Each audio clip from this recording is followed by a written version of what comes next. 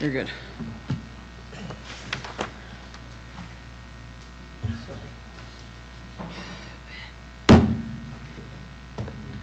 We waiting on Muhammad? Well, then I guess Have we got I'm gonna Christy campaign. on Zoom or? People are influencing me to campaign. Okay. All right. She said she might be in and out a little You bit. and I are tight. That's all campaign. Okay. I thought so. That's what I was thinking.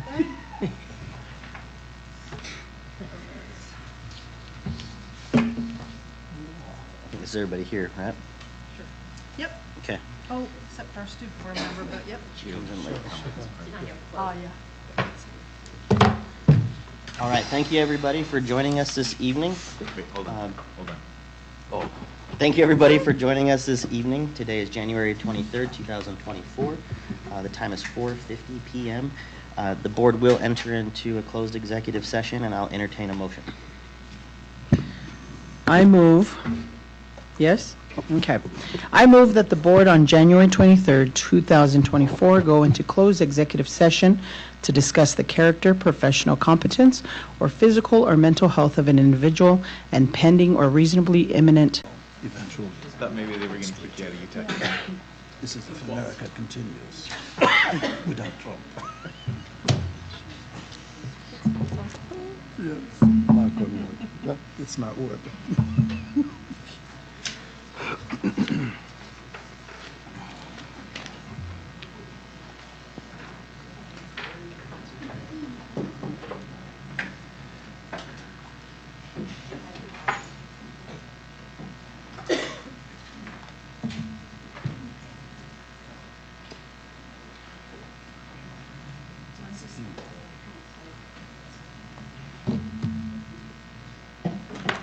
Just waiting on Sam. It's either him or me.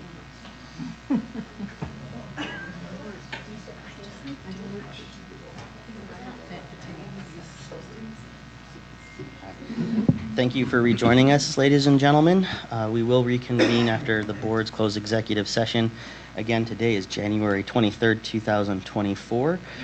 Today is our study session for the Salt Lake City School District Board of Education. Thank you all for being here this evening. We have a packed agenda with a lot of really important information for the community as well as some recognitions. But before we jump into that, I just want to make sure that I acknowledge all of our association presidents for our district employees. We have the Classified Association, we have the Buildings and Grounds Association, which is President Leah Campo. For Child Nutrition, we have Tanya Slaughter. For Transportation, we have President Chris Krogh. For SLEA, the Salt Lake Education Association, President James Tobler, and we have Vice President Mike Harmon as well. Thank you for always joining us. And then for SLASA, the Salt Lake Association of School Administrators, President Bree De Leon. We will move now next into the Pledge of Allegiance, and we have Christy Hart, who's going to lead us in the pledge. Thank you, Christy. I pledge allegiance to the flag of the United States of America and to the republic for which it stands, one nation, under God, indivisible, with liberty and justice for all. Thank you, Christy, for leading us in the pledge.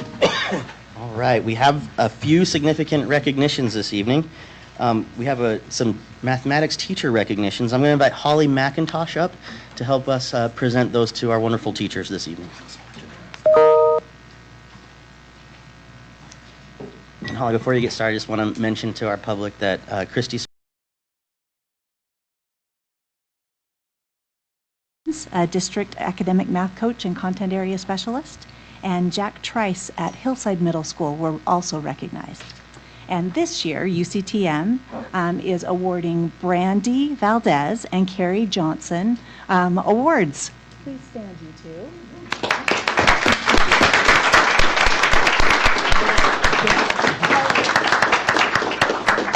Exactly. Brandy, come on up. We're so proud of both your work. Brandy, come sit while I brag on you a little.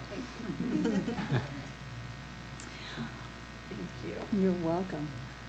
Brandy is a kindergarten teacher at Rose Park Elementary School. She's been awarded the UCTM Carl Jones Award for Exemplary Mathematics Teaching. And I want to share just a few points of those who nominated Brandy. Miss Brandy goes above and beyond to instill a strong mathematical identity and foundation for our youngest learners. Students thrive in Miss Brandy's class because she treats them as scholars and leaders.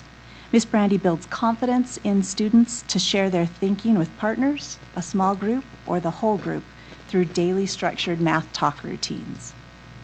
Miss Brandy is a teacher leader because she models professional reflection and learning with colleagues. She elevates the teaching profession by sharing video clips of her practice and welcomes other educators to observe and learn from her expertise. She's currently pursuing her national board certification and has recently innovated her classroom with peer coaching and filming routines. Some of you have seen those, right? Miss Brandy's classroom is the model of equity, diversity, and inclusion. She shelters instruction, supports students with intentional scaffolds, and relentlessly pushes all students to meet their learning goals. Students in Miss Brandy's class make some of the highest growth in the state. Well done, you.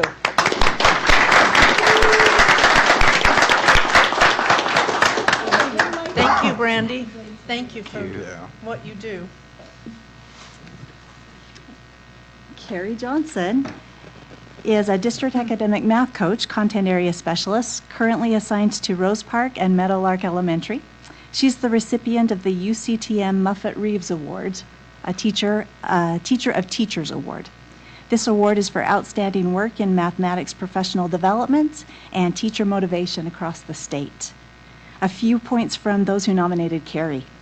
Carrie's passionate about ensuring all teachers are experts at teaching math. When a teacher doesn't know how to best teach a concept, whether it's number sense or dividing fractions, she is adept at planning and co-teaching with teachers and reflecting on the lesson. Carrie's goal is to guide teachers to ever higher levels of instruction while developing their sense of confidence and independence. Carrie works hard to ensure students get the most rigorous instruction possible.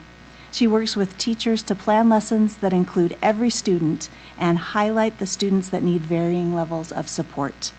Carrie loves to help teachers to get students talking about math, solving problems together, sharing their reasoning, and critiquing the reasoning of their classmates. In fact, I remember a time when Carrie maybe threatened to get that tattooed on her arm. That was her favorite part. Math instruction at this school has fundamentally changed with Carrie as the math coach. At the district level, Carrie is a mentoring colleague to other coaches. Coaches across the district seek out Carrie's advice.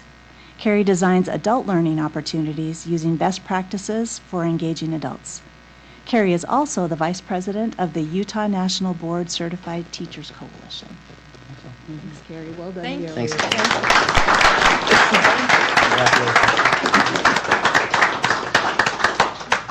So let's give one more round of applause for our amazing teacher. Oh, yes.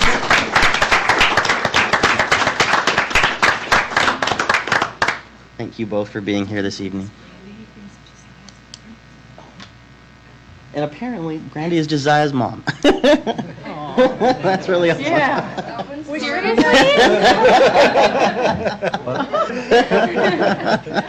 That deserves another round of applause, I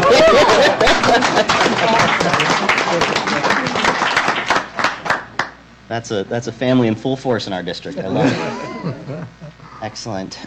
Next on our recognition is an NAACP Martin Luther King Jr. Award recipient, who's also our SLEF, our Salt Lake Education Foundation Executive Director. I'm going to turn it over to Dr. Grant to introduce this and welcome James Yapias up to the table. I just think it's worth pointing out that much of the city celebrated James on Martin Luther King Day at the NAACP annual luncheon as the Martin Luther King Jr. Award winner, which represents a long and impressive and impactful career. And it was fun to hear from James. It was fun to see the cheers in the room for you and the support. And just wanted to call out, as we did with our teachers, the quality of people we have working in the district and the contributions people are making year after year that matter to the community. So thank you, James. Do you want to put in 2 cents or no? No, I'm gonna run. Thank you, James. Thank you, Jake.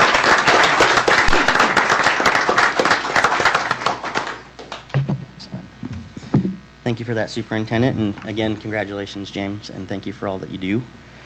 Up next on our agenda is our consent agenda, and I'll entertain a motion regarding the consent agenda for approval.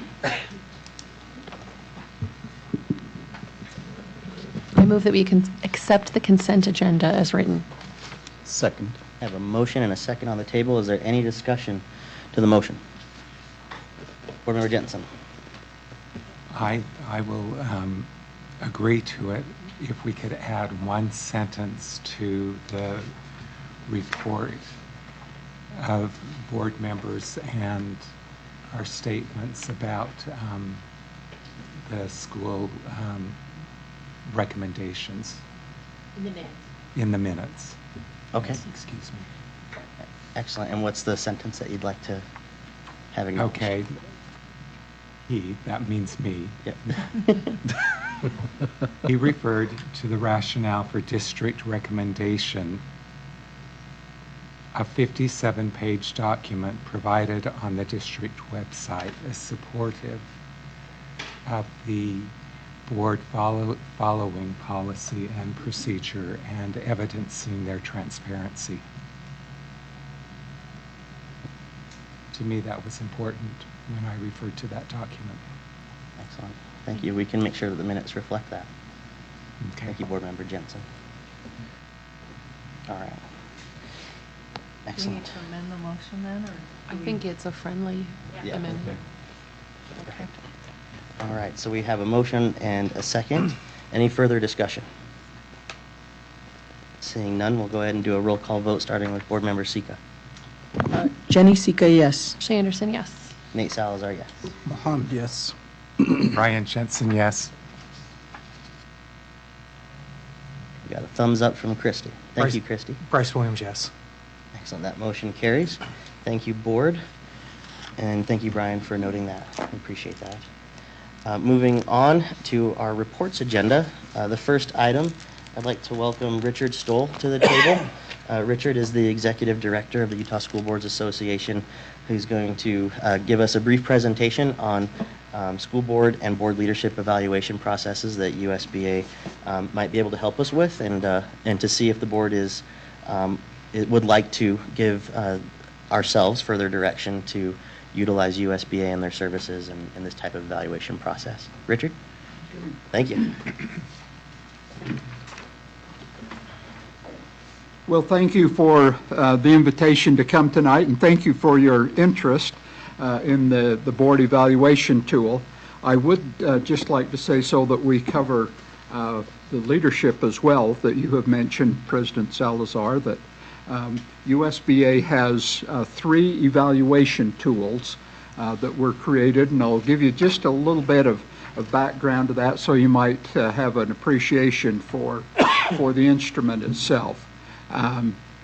But we do have 3 of those, and probably one of the most important things I ought to mention, and that is this next year, so starting now, actually, that Board Member Brian Jensen on your board will be serving as the chair of our committee, which reviews these evaluation tools every year. And so they will be looking at the tools themselves and trying to enhance them and make them even more useful to you and more relevant. So anyhow, and we're excited to have him do that. He was on the committee this last year, and now he'll be serving as the chair of that committee this year. So any questions, comments? Well, you can direct all those to him. Any of the negative ones, anyhow. Thank you, Richard. Yeah, sure. And I would add that it was at his urging this last year that we do a survey of our evaluation tools and out to all the districts and all the board members that have used it and said, has this been helpful to you? Do you have any feedback for us? And that was pretty interesting. And again, I give him full credit for that idea, and the feedback that we got was very helpful to us. And it was actually overwhelming positive feedback that we received. In fact, it was even more than what I had anticipated maybe it would be, because it's been helpful, and we've heard that from board members regarding the board evaluation, as well as the superintendent evaluation and the business administrator evaluation tool.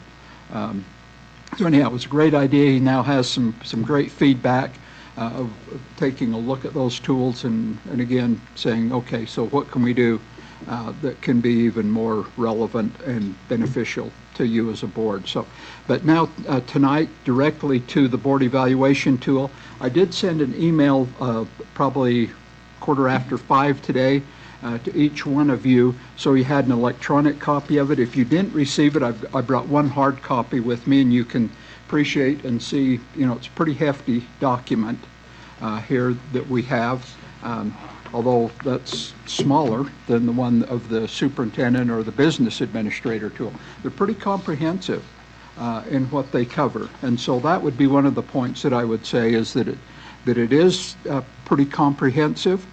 But the real critical part of this whole process, and if you will, if I could draw your attention and ask you to look at the paper that we handed out that's at your station there, you will see a little bit about that. And I'm just going to, there's that first paragraph there that gives an explanation, you know, of the why.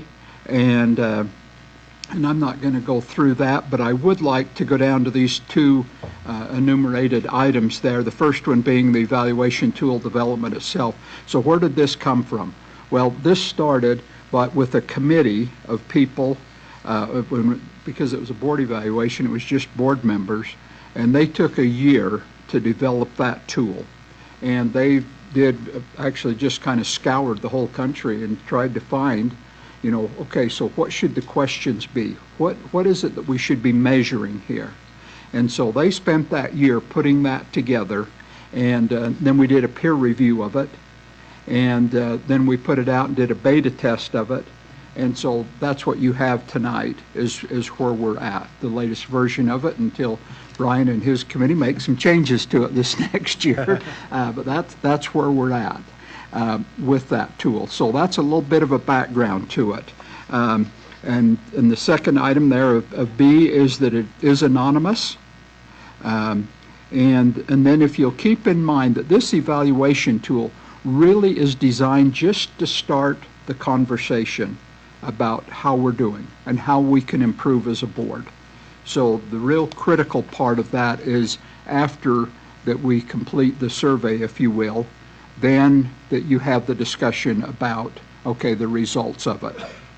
And so that's the real value is that discussion piece of it. So you have to keep that in mind. And then I just put down there, and I'm not sure who it was that coined this phrase, but I really like it. And that is, and I plug this one in, is what we prioritize and value is what gets done. And so for a board, if you go through this evaluation tool and you look at it and you go, okay, here's some things we need to work on, and this is what we think is important, that's what will get done. And I believe that statement with everything that we do in life is what we prioritize and value is what we will do and what we get done. So anyhow, so now down to the second enumerated item there is the, and I just said easy steps to implementation. That sounds like a sales pitch, but it's, we try to make it pretty easy, and you can see through those steps there. And there's not a whole lot to it other than I think that the real meat of it is there in A. And that is that the board needs to review the evaluation template. And this is just a template. And then you need to make the changes by either adding or deleting or making whatever edits to it that you would like. And so, and then we will customize it for you, and we want to emphasize that we will customize it. There's not anything you need to do that way or your staff. We will take care of that. But you just need to identify any changes that you want in the tool itself. So, and then you can see what we'll do, and we'll take care of the rest of it with those steps through there and how that would take place. And with the part about customizing it, and that is, you know, we've done a lot of these. I've done a lot of these evaluations, and no two of them have been the same. Okay? So we'll just do whatever that you would like, again, that fits the Salt Lake City Board of Education. So that's what that we would do. Again, we have found it to be really helpful. And after, so people will go, okay, well then what do we do with it? I hear that question quite often. Okay, so now what do we do? Okay, well the thing that we do is we meet, we talk about those things that you're doing well, and then we talk about those things that the Board of Education could work on to improve. And we spend some time talking about those, try to quantify that, and then it's back to that item there, what we prioritize and what we value is then what we get done. I think there can be some value to you. I don't want anybody to think that we've just assumed you're going to be doing this. I'm coming tonight to let you know this is how it works and what we can do for you. And there's no cost to the school district for the work that we do. The only thing there is just your time. And you need to decide, okay, is this something we want to do, and is it important to us to do that? And then we will pretty much take care of the rest of it for you, and then do whatever that you would like us to do. And you can see a mention in there about providing the reports and an executive summary, and then anything else you would like. So I think that I have spent my 15 minutes. I hope, and I don't think I went over that. Okay, Bryce, maybe he's keeping time on me there. Okay. Any questions that any of you have? Yes, please. Yeah, so I know that, and I've tried to familiarize myself with the tool over this last year, and in trying to get ready for our discussion and tonight. I know that, one, there's a desire from this board to continuously improve. That's why the evaluation is important to us. And then, Bryce and I also feel like there's value in us understanding where we can improve and what we're doing well and what we need to work on as well. But I know there's not a lot of criteria in this current tool as it exists relative to board leadership. What would be your suggestion about this board bringing those types of criteria to you or to the board collectively developing those? What and how has that maybe been done in the past, or are we blazing a new trail here? We've only had a couple of boards, so great question about that. We've only had a couple of boards that have requested to add something about the board leadership in there. I think they felt like that it was encompassed in the other questions, but in those two districts, they did add a couple of questions in there that was specific about the board leadership, and so that would be one of those things we would definitely customize for you. If you would come up with the question or questions that you would like to have included in there, we would certainly be more than happy. Again, that's the part of customizing it. And so we would add those in there. The thing I would suggest that you would do, and what's worked quite well, is if any of the board members have any questions that they would like to have added, if you would kind of funnel those to the board president, and then, then whatever process there is from there, so that you reach agreement on what they are. Because we certainly don't want to add something in there and, maybe there's only one person who wants that. Or we don't want to take one out because only one person wants that. I think it needs to be an agreement here of the board. And so it's kind of nice if you just funnel that to one person, and it may be instead of to the board president, maybe it's the vice president. He doesn't have a whole lot to do, does he? So you could send that over to him and say, hey, this is your job. However that would be, but to make sure that it gets to one person, and so then we become united.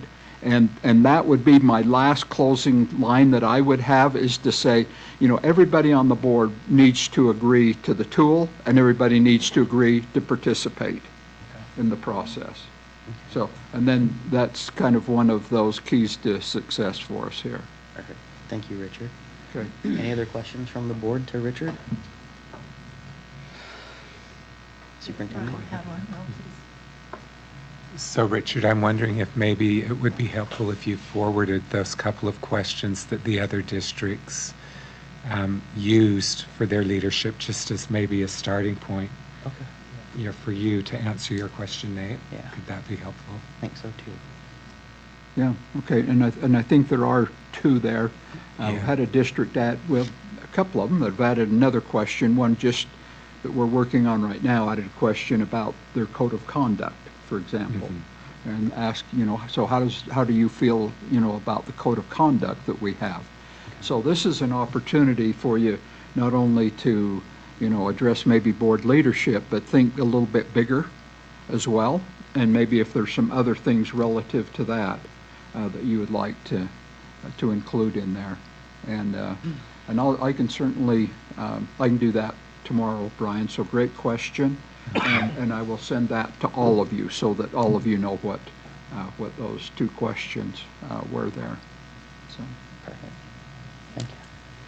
Superintendent? I just wondered, Richard, there are 34 questions on there. What do you see typically that boards try and do, or what's a number that you think is valuable? Not too much information, not too little. Yeah, boy, that's another really insightful question there, Superintendent. And with all the responsibility, they're not going to like to hear this part. Yeah. With all the responsibilities that a board has, I'm not sure that we're covering all of them, to be honest with you. Now, there'll be others that are on our board that probably believe that it is sufficient and it covers them all. But man, the responsibilities a board has is so big. So, you can contrast that with the superintendent tool that has 80 questions. And we believe that's probably too many. And that's the work that Brian's going to be working on. That's the feedback has said we need to pare that down. Thank you, Brian. So, Yeah, So- one of the responses was it's taking more than 30 minutes, which is what it says at the beginning. Yeah, so it may be, and maybe it is just right, of where we're at here now. But and again, that's why I'd encourage you to go through it, look it over, and then make sure it's measuring what you want it to.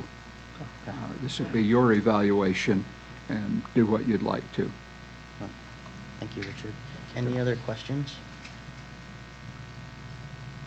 Okay, so I think my question to the board would be, is this a process and a tool and a service from USBA and Richard that we would like to pursue moving forward? If it is, then I think we can get a little more specific about timelines and how we schedule this out and how we manage the logistics of getting questions and finalizing that tool. But I think it'd be good for this board to let ourselves know if this is a process and a system that we'd like to use.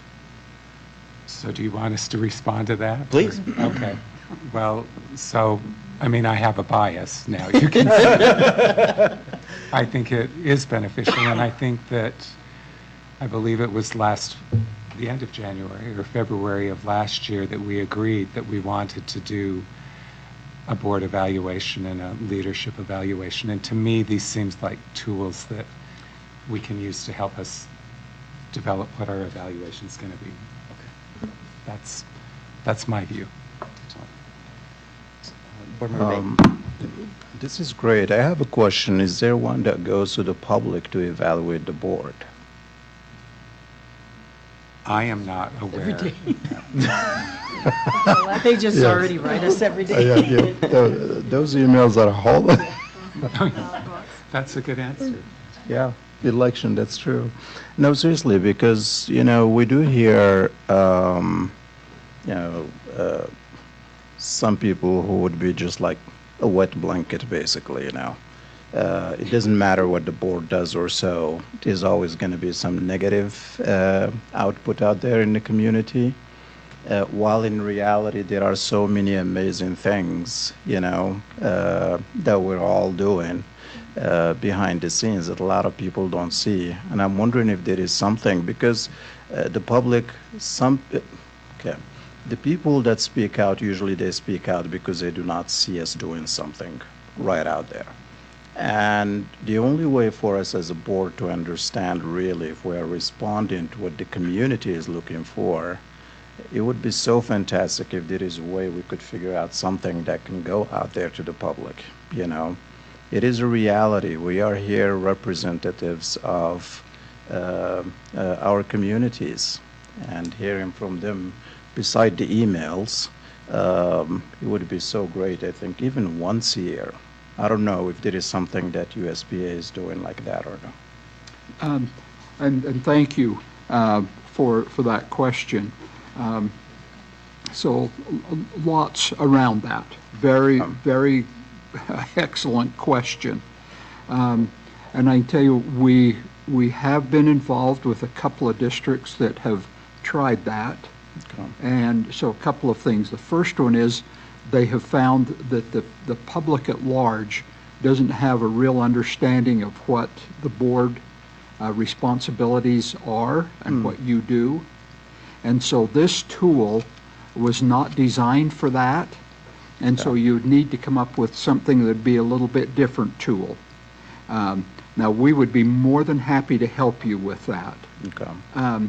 The thing that I would suggest that you would do would maybe is to visit with Terry Rhodes, that's now our president from Cache School District, and we do their evaluation every year for Cache School District, their board evaluation. This last year, after they completed the evaluation, then they said, you know what, let's reach out to our community, kind of like what you're thinking there. Said, let's reach out to our community and we will get some input. And they did, and they just did that on their own. And this is not like me, but I'm just going to tell you what they found out. They got a ton of information back from their community. Okay. And so now what they're trying to figure out is, okay, now what are we going to do with that? All of that information. And not that it wasn't helpful or valid or anything that way. It's okay, so how can we make it helpful, to the board? Because there was so much data that they received from the public. Okay. And it's overwhelming to them. Of course, It's yeah. just overwhelming. They just go, man, we don't know what to do now. And so anyhow, that you may want to visit with Terry. Okay. Before you would go down that road. Sounds good. And then I can give you a couple of other districts that have tried it. We've got a district right now that's doing that. Okay.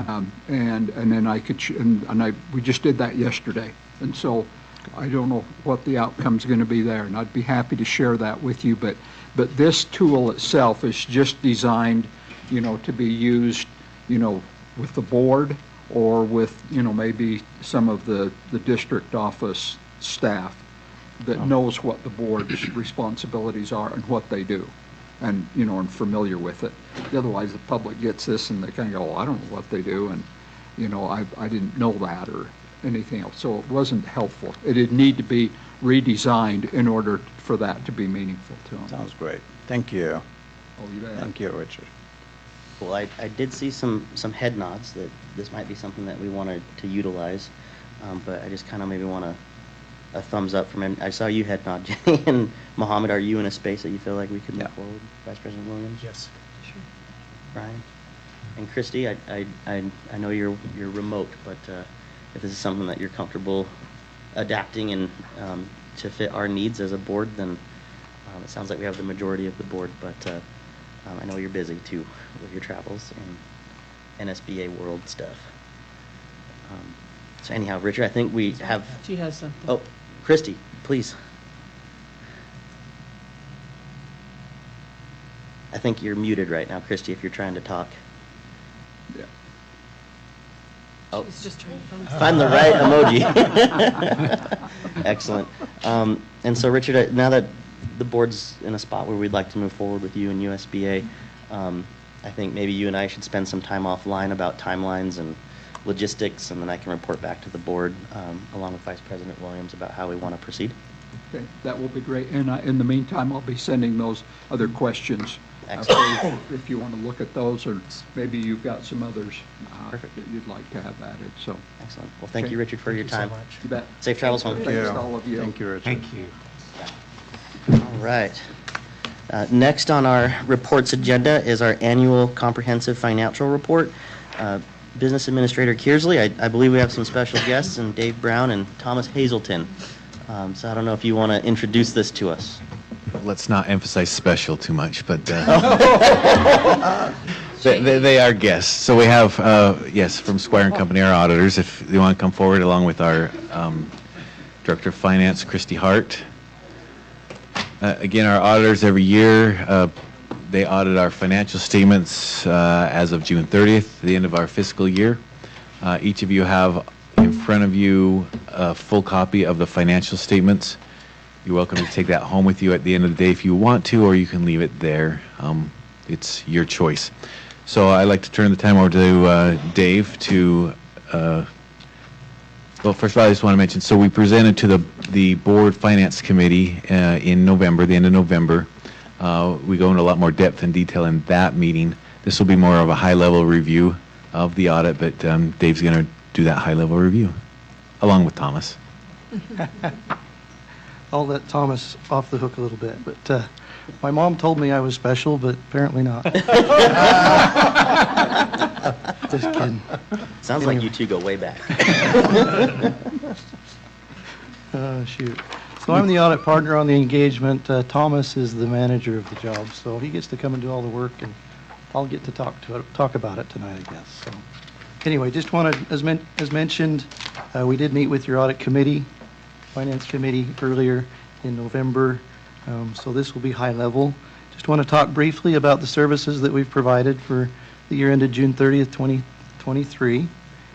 First and foremost is the audit of the financial statements themselves, which you all have copies of, and I believe there's on the website as well. But our primary job there is to do the audit of the financial statements and issue an opinion. The opinion we're issuing and have issued is an unmodified opinion. Sometimes we refer to that as a clean opinion.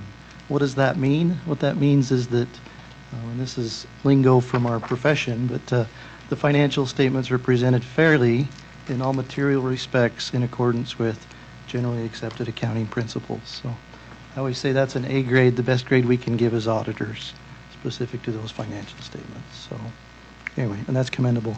I would mention on the financial statements that they go through, there's a lot of work that goes into these on the part of Alan and Christy and all of their helpers. Each year this gets submitted to GFOA for a certificate of excellence thing where they can get an award. I think you're on year 46 Longest in a row. in the state. Longest in the state. So that's to be commended. They also Not all 46 were mine. How many? 40? Anyway, they also do another program called the ASBO certificate program. That one's just a couple years less than that, but same thing. So each year this gets submitted and reviewed by a review committee. I serve as a reviewer. I can't review this one other than what we do, but anyway, it's a pretty intensive review, so it's commendable that that's an award that's received each year. So just as a side note there. Secondly, we do a federal programs audit, sometimes referred to as a single audit. What we do there is we select specific programs to test. We test those in accordance with government standards. Uniform guidance is what that's called. We look at specific programs and follow their compliance supplement is what they call it. Again, our responsibility becomes to issue an opinion on compliance for those major programs. I would mention that this year we did test 4 programs. Those programs were special ed, Title I, your education stabilization fund money, which is your COVID funding, and also the Medicaid cluster money. So those are the 4 programs that we tested. We're issuing an unmodified opinion on compliance. So again, an A grade. Also as part of that, we review internal controls over compliance. I'm happy to report there that there's no finding or question costs as it relates to those internal controls over compliance specifically. So finally, we're going to talk about a state programs audit. This is done in accordance with the state compliance audit guide. So the document that's published by the state auditor's office. We follow that and look at specific compliance areas that they've asked us to look at. Our job there, once again, is to issue our opinion. We're happy to report there that we've issued an unmodified opinion there as well. So with that, we express appreciation to all those that are involved in helping us do our jobs. They're always prepared, and we appreciate that, and allow us to get through what we need to and do the job that we've been asked to do. So we just appreciate that. Any questions on anything that we've covered? I have two questions that are really for Alan, that are quick. And it's a really clear report, and I'm very happy, with your findings of the report and hearing about it in the Finance Committee. But at the end, there's a topic raised that I think is a little bit mystifying for the public watching our meetings, and that's average daily membership, or ADM, and it explains how we're funded. So I'm wondering if you could talk about that funding calculation and how ADM is different than a total enrollment count. But also, a lot of this report involves our allocation of ESSER money, and knowing that will expire, if Alan could subsequently address when we'll hear ESSER updates and our plans for when that money is used up. Yes, so ADM, average daily membership. So every day, schools have kids that are leaving and coming, enrolling and is the official term disenrolling. And so at the end of the year, our IT department, Sam Quantz and his team, they have to report to the state our average daily membership. So if you take all the days of enrollment, 180 days school year, and each of the enrollment days, what was the average throughout the year? That gets reported to the state, and that is largely what they use to fund us for the next year. Also, you get, the funding formula is, and I might be going into too much depth, but hey, that's okay. ADM plus growth. You'll hear that a lot in meetings. So if we were a growing district and we had more students because we had a housing development that was built, the state would also fund those new students. But without growth, it's just the average daily membership of last year is what generates a large portion of our funding. Also, we plan in the next, probably in February, an update on ESSER funds, what we've spent those on to date, and what the outlook and plan is going forward. Thank you. Any other questions for Alan or our special friends? Thank you. Excellent. Well, seeing none, thank you, Dave. Thank you, Thomas, for being with us tonight. I miss hanging out with you guys in Finance Committee, so maybe one of these days we'll get back in there. But Thank you very much. thank you. Appreciate your time. Thank you. Thank you. All right. Moving on to our next report, item number 3 is a report on weapons detector use. Superintendent, would you like to introduce this one for us, please? Dr. Taylor is presenting to us as the board asked when these weapons detecting systems were implemented for information and data on how they're used and how students may be affected, what the alert rates are and things. So Dr. Taylor is going to provide us a presentation on that information. Good evening, everyone. Good evening, Dr. Taylor.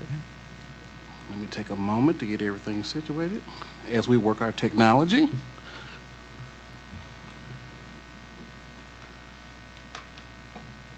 As you can see, we're going to share information regarding our weapons detector systems. This is simply a data report that deals with the acclimation of the information that we've ascertained for this process. Okay, I got it rolling. Clicker works, Sam. This is just a review of a system overview. It talks about the soft opening that began on October the 17th, that we really begin to roll it out the week of October the 23rd, that they're operational each day from 8 a.m. to basically 4 p.m. Now, there are some times if they're having an extracurricular activity, they can choose to extend the operation, but basically on a day-to-day basis, consistently, we know from 8 in the morning to 4, while students are on campus, they're operational. There are signs that indicate which items are prohibited, and then there are signs that also show which items might cause for the weapons detector to sound an alert. If there is an alert, okay, Sam, I spoke too fast. If there is an alert, The student is given an option to walk through the screener again. If no alert sounds when they go back through the screener, then they move on to class. If there is a second alert, then you could have what's called a mitigation table. That's a table to the side where they can open up their bag and we can wind the bag. And that's going to be done by PAL American staff also. If at that juncture a person refuses to do so, then administration is called. And then they go to a secure location, and then a search, if necessary, can be done. Adults are not stopped if the alert goes off, but they are directed to the main office. We'll talk about it. Anyone who refuses to go through the screener initially will be denied admittance until an administrator is called, and then the administrator will resolve it.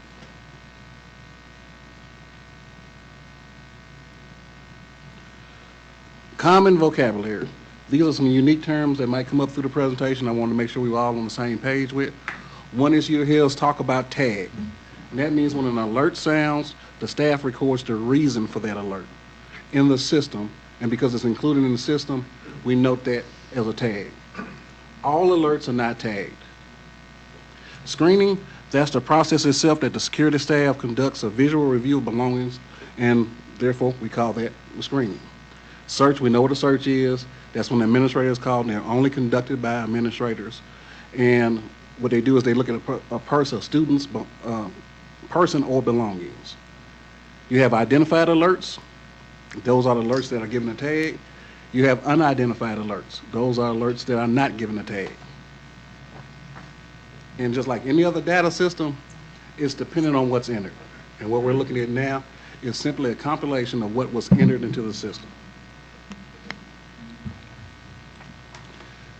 The schools collected data on the number of alerts, the number of administrative searches of students or their belongings, and the demographic information of those students.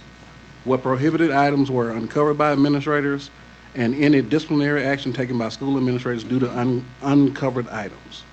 Last but not least, the demographic information of students who received the disciplinary consequences related to the weapons detector system itself.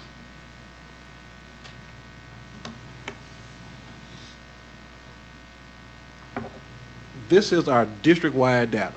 That deals with East, West, and Highland, and once we roll out Horizonte's process, it'll be included in the next report.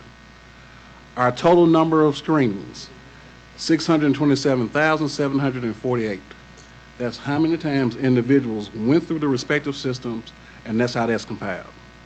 Our total number of alerts, 124,137. That gave us an alert percentage of 19.8%. We had, oh, that's reversed. That's my fault. I apologize. We had 102,556 unidentified alerts. We had 21,581 identified alerts. And we only had 18 administrative searches required. Dr. Taylor, could you explain why they are unidentified? Why people choose not to tag the alerts?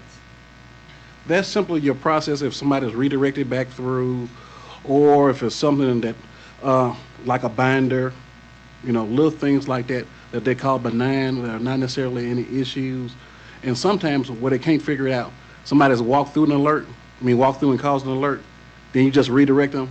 They don't take anything out, but when they walk through the second time, there is no alert. Little things like that. And one thing I didn't stress through the overview, now let me apologize about that. Whatever the sensitivity is, when we start the process, is the sensitivity that we maintain for the entire process for that morning. So there's no raising of it or increasing it in the middle of the process. So if a student comes through at 8 o'clock and the sensitivity is set at C, until that afternoon, you won't have any changes to that sensitivity.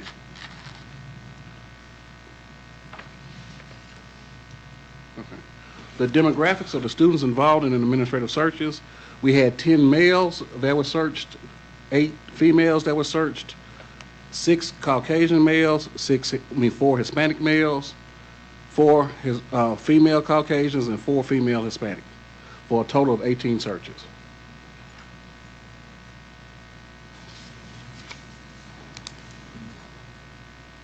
When you look at our common alert tags, computer technology, 10,560.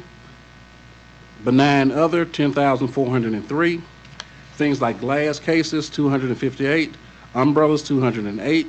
5 knives. When you look at guns and law enforcement, 147.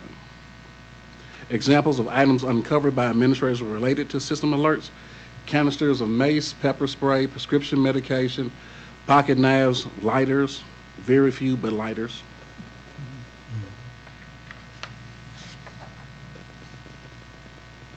There were no disciplinary actions taken as a result of this. Now, you had some communication pieces where administrators reached out to families, reached out to parents for information purposes, and as a result of that, when you look at demographics of students who receive disciplinary consequences, that's not applicable at this time. Can you go back to that number? If it said there are 147 gun and law enforcements, but 0 disciplinary actions, why would that be? Adults who are adults. able to carry? Adults are able to carry in the state of Utah. And uniquely, we can't deny them interest as a result of that.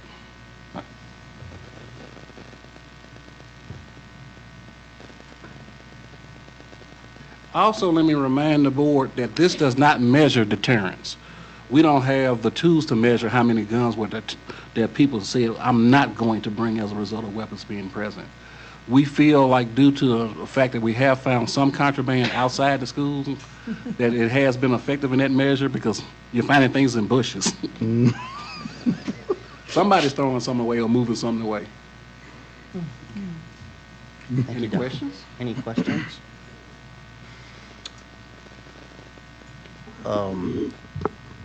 Has there been any, like, I know one of the issues in the beginning were that students were getting late to classes because, with the backup in there. Has that been resolved? How is that going on? And Remember, our weapons detectors are AI driven, so they learn the more repetition takes place. The more people are screened, the better we become in the process. So that we had long lines at first. That has declined up until this juncture, because I'm more present at East. I can tell you specifically from East, our processes roll. Okay. West and Highland, I have not heard complaints about, so it has improved. Okay. Yeah, because I did hear that there are certain computers that it reacts to and some are not.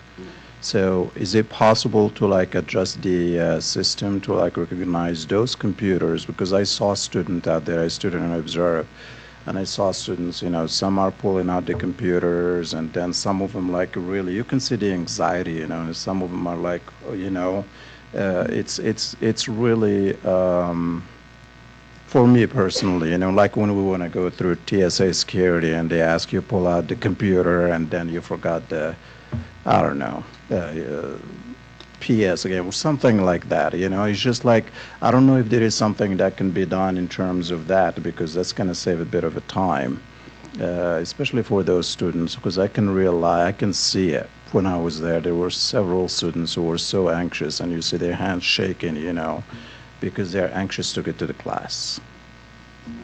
We can look at that. We have seen that if we have a laptop adjacent with that 3-ring binder, that increases the alert level. So there are little tricks to the trade that we're learning as the process unfolds. So allow us that opportunity and that latitude, and we'll continue to work on the process. Okay. I can add to that. I would say that I would like to see the information about tardies. Like Mohammed, it's my understanding that students are given a tardy slip when they're late because of the lines, and that means we will never know how many students are made tardy by the current process unless we collect that information. And to that end, I think discussing things like tardies in the open meeting is, really appropriate. And a lot of us have received messages about the security systems that I think are more sensitive and are permissible to discuss in closed session for student privacy and safety of the building. And with that said, I think getting this data is important, but having really sufficient quantities of it are helpful. So I would recommend we get this type of update every other month through the end of the lease, as opposed to maybe every month. Get a more critical mass of information now that we've maybe asked, can we get more information about things like tardies? I also would like to see the next report happen in context of the legislative session's impact, because we will have a choice when the lease is up and when the Pal American contract is up that we've engaged in as like a full school board and as a district. But the school safety bills that are on the docket right now will have a tremendous say in what we can or can't do in the future. So I'm concerned that bills by Representative Wilcox and others have an even more hardened direction. Like, for instance, I don't feel that in addition to what we have, having armed guards in every school is going to improve the climate that, you know, Mohammed is raising. So I'd encourage community members not only to watch these reports, but to engage in that, which will also influence our next course of action and what we can do. So direction for staff would be, you know, this information about tardies, and for us as a board, identifying what is appropriate about safety issues to talk about in the open meeting and what type of information we're hearing that is more secure and needs to be discussed as well. Excellent. Thank you for that, Board Member Anderson and Bade. You know, you bring up a good point there that the board had asked the superintendent to bring a monthly report regarding weapons detectors. So that's one suggestion that we have on the table regarding future frequency of these types of reports. And then my next question for the board is, was the data that was presented to us tonight useful and valuable in understanding how these are working or being implemented in our schools? Jenny is giving my answer. Sort of. Okay. Yeah. I think there are some other things that, like the clarification of, you know, gun law, that was really helpful. But is there any data of response from the students? Like, how are they feeling? Has there been any improvement of safety? I know for just from a few students that I've heard from that that safety in the bathrooms are still unsafe, despite going through this metal detector thing. And I've heard also that this metal detector does pick up the vaping, but now it has created an issue with cigarettes now. Kids now bring packs of cigarettes instead of vaping. Like, so... Outsmarting the system. Yeah. We have pretty brilliant students. But, Yep. you know, I would be really interested, especially from our student board member who actually attends West, on their thoughts. How do our students perceive and how do they feel as they go through this metal detector process? And I know that it's the purpose is to provide safety, but they still have incidents, which I feel that we will have, but can we help control such events as bathroom bullying or whatever goes on in that place? I think I'd have to agree with this sort of helping. I think from my personal experience, that it has been a faster process recently getting through, especially now with pretty much everyone's laptop was an issue at first, so everyone taking out their laptop before they even walk through the doors has been helping. And I do think that for a lot of people it's been less anxiety inducing because in the first few weeks pretty much everybody's backpack was being set off, so now knowing that there are things like your laptop that will get set off every single time will help you prepare for that.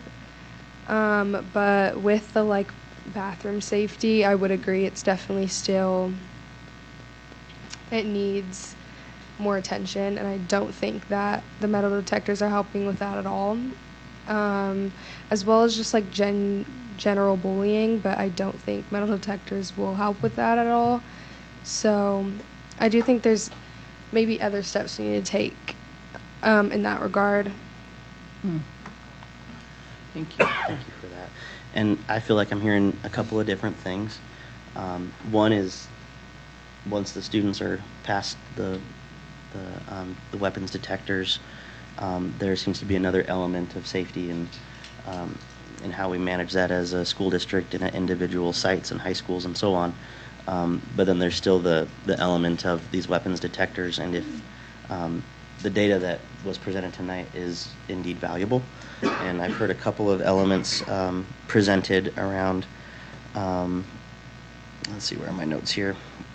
I just want to make sure that we're giving the superintendent the direction that she needs. Yeah. To be able to bring us different generalized data. And I would like us to make sure that we agree upon that in some way tonight. I would say I heard like more data from students rather than just administrative processes and also a different way to collect evidence about tardies that we're not getting. Those are the two things I heard. Yeah, and just to clarify, kids they still find a way to bring in their vape. So we obviously know that it's not bulletproof. It is AI generated, so they're, kind of familiarizing themselves with each individual student. But these students find a way, and so I don't know. I just a little bit more. Yeah, I go to East and walk around and just, rub shoulders with students out there from time to time. And I was talking to the student body president out there and some students as I was out there observing and walking around. And every single student I talked to have expressed negative experience with that. Just like asking them, what do you think about it? And every one of them has told me, I hate it. We hate it, And that's like exactly the word that's been repeated. So there's just like, for us as a board, as time comes, hopefully the legislators are not going to force our hands, to keep them in there or something. It's something for us to think about because students are the ones that are walking through those. Adults are exempt from walking through those. So we got to really, really have any information we get are going to be better from students than we would have just like the numbers they collect for us. Thank you. Superintendent, do you feel like you have the information Yes. you need to proceed? Okay. And then the other element is frequency. Board Member Anderson suggested that maybe we do this every other month, which is a little bit of a difference from having these every other month, which was the original direction. Is the board amenable to an every other month report on this as opposed to a monthly report? And I think, Board Member Anderson, your advocacy for that was relative to collecting more meaningful and a greater kind of pool of data that can be presented to us. Yeah, good. That's good. Every other month. Every other month. And I have one more question. This pertains to the security guards out there who are managing this system. So what is their job exactly? Are they just to manage the system and not be involved in anything else that's associated with like guiding students to the classroom or asking them to move? I just want to make sure that Their primary focus is simply to manage the system itself. Okay. The entry, think of them like Walmart greeters. They're Right. school greeters Okay. in that process. It is the administrative responsibility with the staff's responsibility through collective actions to manage student behaviors within the school. Okay. So in terms of bullying, in terms of directing the class, all that's the inherent staff's obligation, not Okay. that of Pan American. Okay, fantastic. Thank you. Thank you, Dr. Taylor. Thank you, Dr. Taylor. Thank you. Item number 4 on our reports agenda. I'll turn this over to Business Administrator Kearsley. Review Highland and West rebuild options. Alan?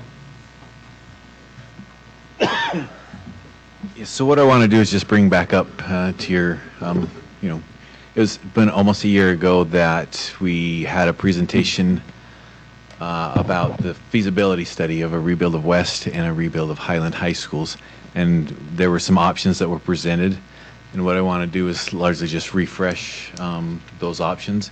You have on your desk some very large reading materials that go into detail. Feel free to take those home and study them more if you would like. But we'll just do a quick overview here. First, we'll start with Highland.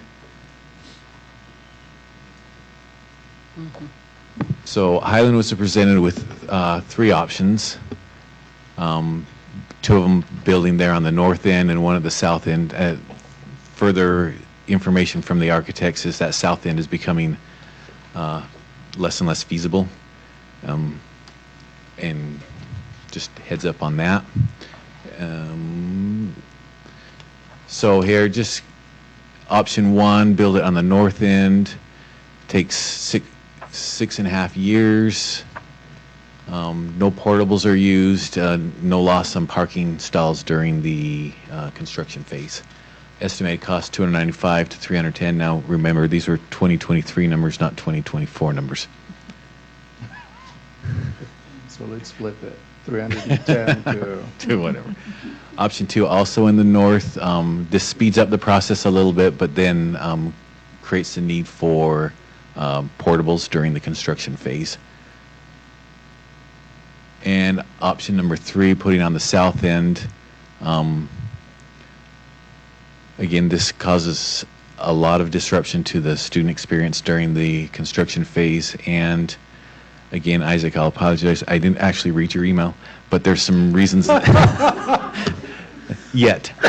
There are some reasons why the south end is becoming, it's not feasible anymore, per further information from the architect.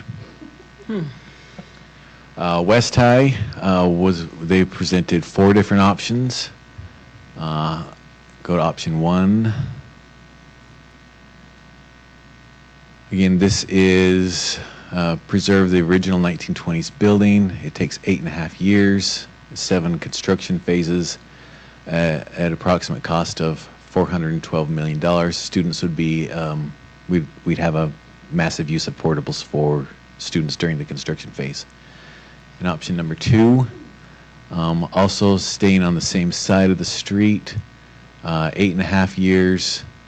Here you just preserve the facade. Students would be in portables again on the east side for 5 years at an approximate cost of $415 million.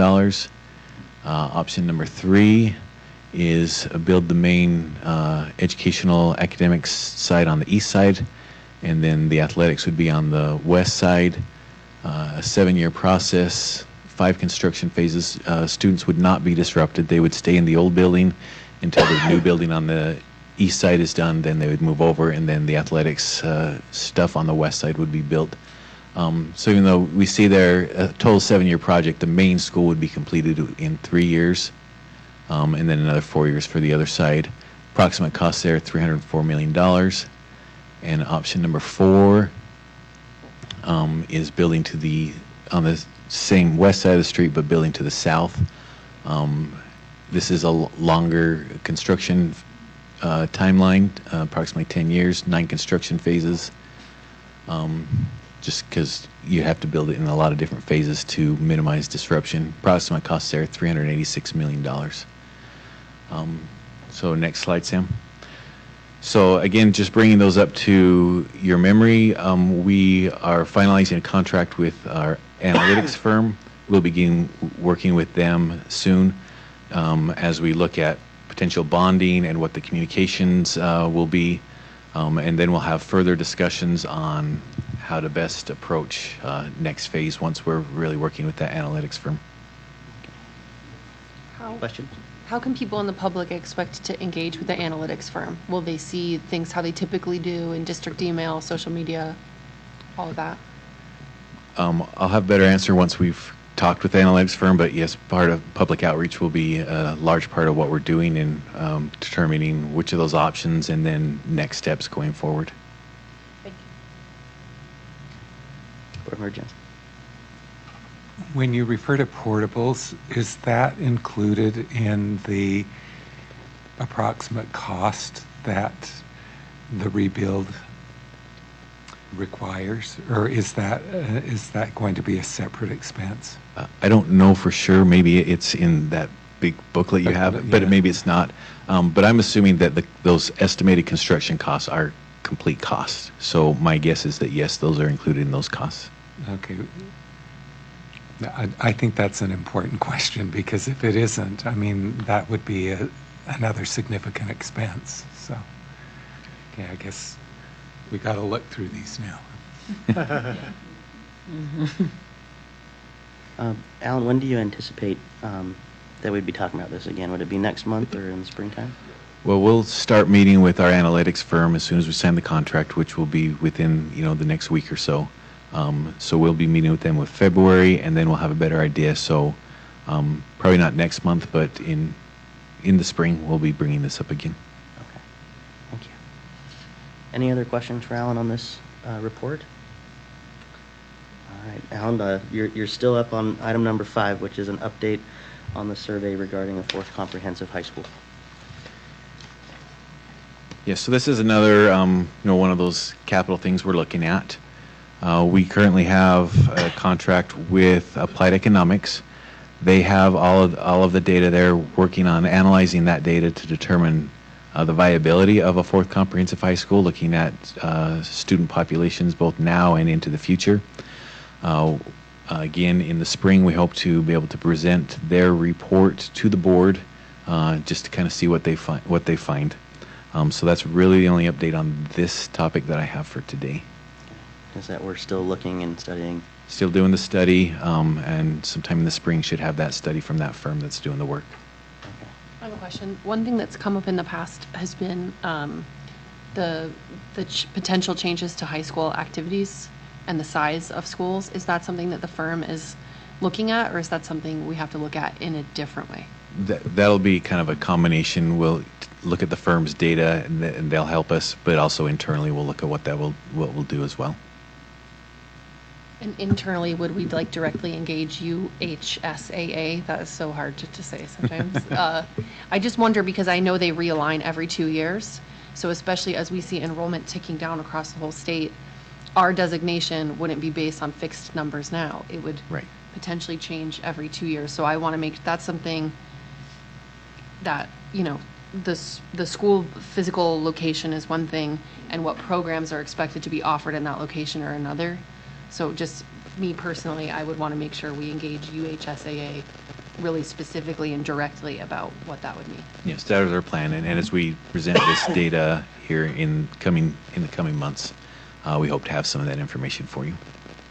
We'd also have, we're planning to do the community survey still, so we'd really have 3 categories of data: the population and enrollment projections, the survey data that we'd grab from the community or pick up from the community, and then this third thing about athletics and extracurricular activities and what the impact might be of a 4th high school.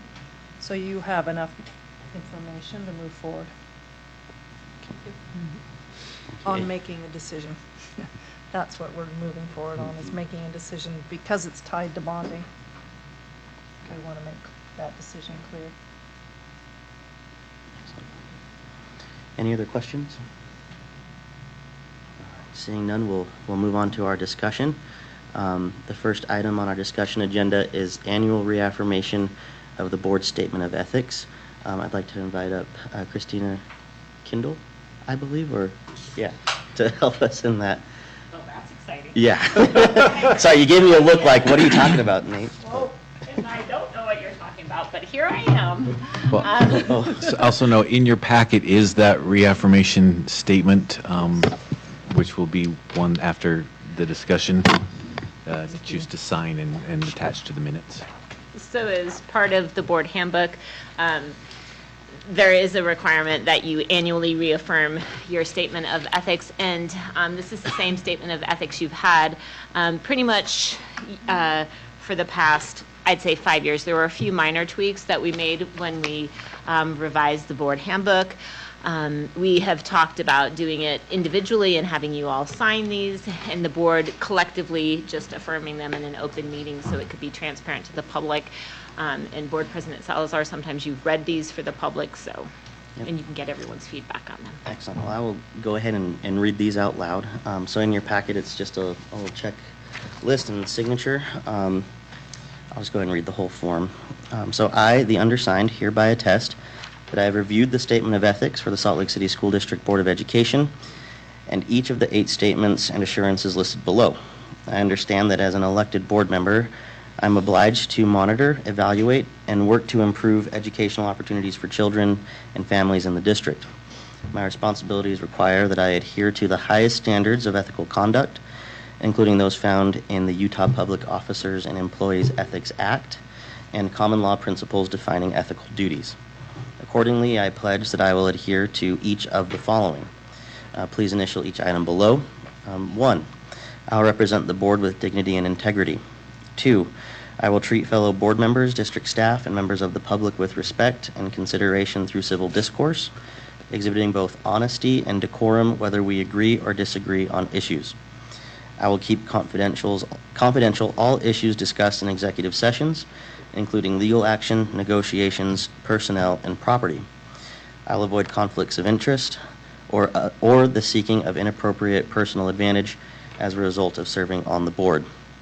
I'll represent the needs of all students in the district while balancing the concerns of individual precincts and constituents. Excuse me. I will endeavor to attend board meetings, be prepared, and listen to others' opinions. I will guard the public trust by spending school funds to benefit all children. And lastly, I will function as part of a policy-making body, recognizing that authority rests with the board in open session, not with individual members of the board.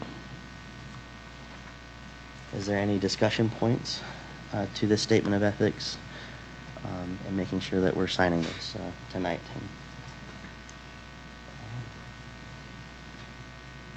Excellent. Well, thank you. So we'll go ahead and just take a minute to initial and sign, and if you can just turn those back in to Bryce and I, that'd be great. And they'll all be attached to the minutes of this agenda.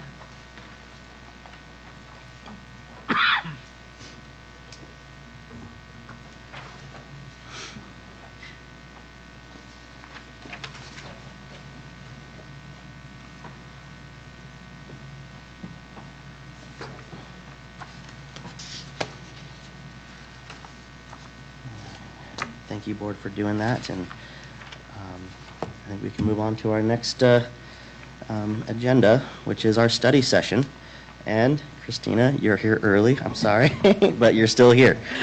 So the first item is number 1, which is board training on both Open and Public Meeting Act and conflict of interest. So as you know, the board members are required to have an annual training on the Open and Public Meetings Act, and this year we decided to add into that the conflict of interest disclosure requirements. This was something that was brought up in the audit report, so we decided just to go over that as well and to combine them together. So first, I'd like to talk about the Open and Public Meetings Act, sort of what the current law is, some things that were new as of last year, and what is being proposed in this legislative session for changes.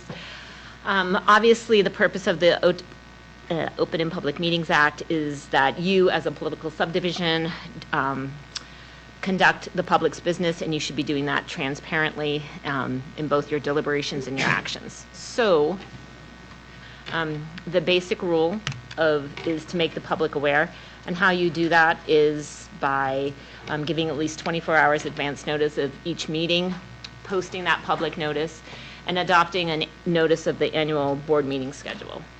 So some of the things that were new in the last legislative session were House Bill 21. That was the bill that passed related to requiring public participation in your board meetings, specific to your board business meetings, and it's not required in your workshops or study sessions. So it also required changes to your policy, and the board accomplished that by adopting and amending your B2 administrative procedures, where we specifically outlined all of the requirements for public participation in your board meetings. And then Senate Bill 43 removed the requirements for providing notice of board meetings in newspapers and to local media correspondents. It also removed the requirement that you would have to post it at the principal office of the board. So those things were some changes.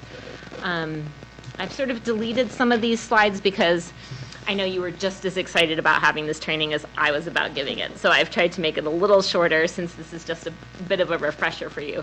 But one of the things that always comes up is what is a meeting and what is not a meeting. So obviously a meeting is when you're convening and there's a quorum present for the purpose of discussing or receiving comment or acting on matters that come before you as a board that are within the scope of your jurisdiction, right? And as always, if there are 4 of you communicating, you're at risk of it seeming like a meeting and it being considered a meeting. What is not a meeting is a chance or social gathering. Also, what's not a meeting is even if more than 4 of you convene, but it's just for the implementation of administrative or operational matters to discuss those things, that's not going to be considered a meeting. So if you were to come to the district office and have a conversation about your health care benefits or something like that, or retirement that you're not eligible for, you could. That wouldn't be a meeting, but it would be fun nonetheless. So one of the things that I'm trying to do both. One of the things that you should be aware of is House Bill 36, which is in this legislative session is making some amendments to the Open and Public Meetings Act. And one of the things that it's clearly articulating is what's not going to be a meeting. And so it's going to be a gathering of, the board in this case, that at an event that isn't hosted by the district or the board, right? So if all of you are, at NSBA or at some other function, and you're not going to take any action and all these other people are invited to attend, that's not going to be considered a meeting. So the fact that all of you all are showing up at JLC or up at the legislature, those aren't going to be problems anymore. And I think this is just clarifying that. And what I had talked about before in terms of a meeting for administrative or operational matters, that was pursuant to case law. So this bill is also putting it in the statute that those would not be considered a meeting either. So that's probably going to get passed. It was an interim bill that's fully gone through committee, so we shouldn't have any. That should actually happen, and I don't even know what's happening here. So electronic communications, this is something that we always talk about in terms of when you're all communicating outside, what does that look like? When can it constitute a meeting and be a problem? I had this really fun flow chart that no one could read last year, so I've sort of deleted that. So you just have a couple questions to ask yourself. One, are you communicating about official business? Like, are you going to be taking a vote on this? How many board members are involved in the communication? And that's not even just an inquiry into how many of you were talking right then, but if it was more of a rolling or serial communication where, hey, we're talking here, and then I'm going to go talk to this person, and it's going to move on down the chain, that can be seen as problematic. And what courts tend to look at is whether or not you're trying to circumvent the spirit of the law, like you're trying to have a conversation via text or coffee shop meetings or email that you just don't want to have in public, but really should be having in public. So don't be doing that. So the idea is, again, to be cautious about the number of people participating, whether you're doing a rolling quorum, and again, avoid things like reply all, copy, or forward. And this is in no way or shape or form intended to prevent you or discourage you from sharing information as board members, right? It really is just the idea that deliberations should be taken openly in front of everyone in a public meeting if that's what you're looking at. Can I ask you a question about an article? Okay, Like, sure. for example, something that might come up is an article is popular, right? And Right. it's circulating, and I read it, and I would like everybody to read it. That's not a problem. I can send that to everyone, and everyone can reply, thank you very much, or no thank you, I don't want to read this. But it doesn't matter because we're not taking an action on it. It's just a piece of information. Okay. I would suggest doing lots of drafts of that email. So emergency meetings are always something that comes up, and sometimes those can be held without the 24-hour regular notice requirement. Just be aware that just because you're like, oh, I think this is an emergency, it has to be a truly emergency of an urgent nature that's due to unforeseen circumstances. So if this was something that was foreseeable, it's really not going to fall within the emergency meeting requirements, and you have to give as much notice as practicable. The majority of the board has to approve holding an emergency meeting, and you have to attempt to notify all members of the board in order to hold that. In order to have an electronic meeting, Sam, are you clicking these for me? Thanks, babe. In order to hold an electronic meeting, Normally, you have to have a physical anchor location in which members of the public can show up to attend the open portions of the meeting. There is an exception to having an anchor location if there's a substantial risk to the health or safety of those present. However, as Board President Salazar is aware, he would have to make that determination, and he would have to issue factual findings, and those findings would last for 30 days, so he could hold, so the board could hold electronic meetings for 30 days, and then he would have to reassess. So that's that. In terms of limited public forums, which is what your board meetings are, you should always be aware that for the open portions of the meeting, the public has a right to attend, but they do not have a right to disrupt your meetings. And nothing in the act prohibits you from basically removing people from your meetings who have willfully disrupted it. Of course, they do have a right to speak, and so that, if they're part of public comment, then that would be different.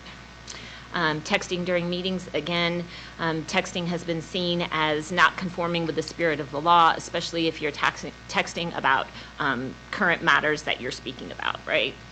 So that's, if you're texting your child, that's not a problem. Closed meetings. As you all know, we do this quite frequently. So to call a closed meeting, you have to have a quorum. You have to start in an open meeting. You have to have 2/3 of the vote approving the closing of the meeting, and it has to be one of the proper purposes listed. And there's a whole list of proper purposes. The ones the board uses most frequently are to discuss an individual's character, competence, physical or mental health. And again, that's an individual, so that does not necessarily mean it's an employee. There are plenty of other people you could talk about if it was germane to your business. Pending or reasonably imminent litigation. Litigation is a broad term here. It can be used to describe administrative actions that we're taking as well. Collective bargaining, property transaction, the deployment of security personnel, devices, or systems. This is something Board Member Anderson referenced earlier today. And also investigative proceedings regarding allegations of criminal misconduct.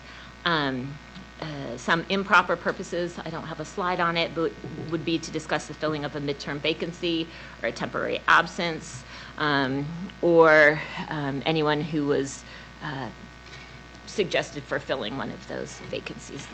That wouldn't be allowed. In terms of, a lot of things just all went away. Violations of the Open and Public Meetings Act, which none of you do, so this is never going to come up. Just know that any actions that you took in a closed meeting would be voided. They could be overturned.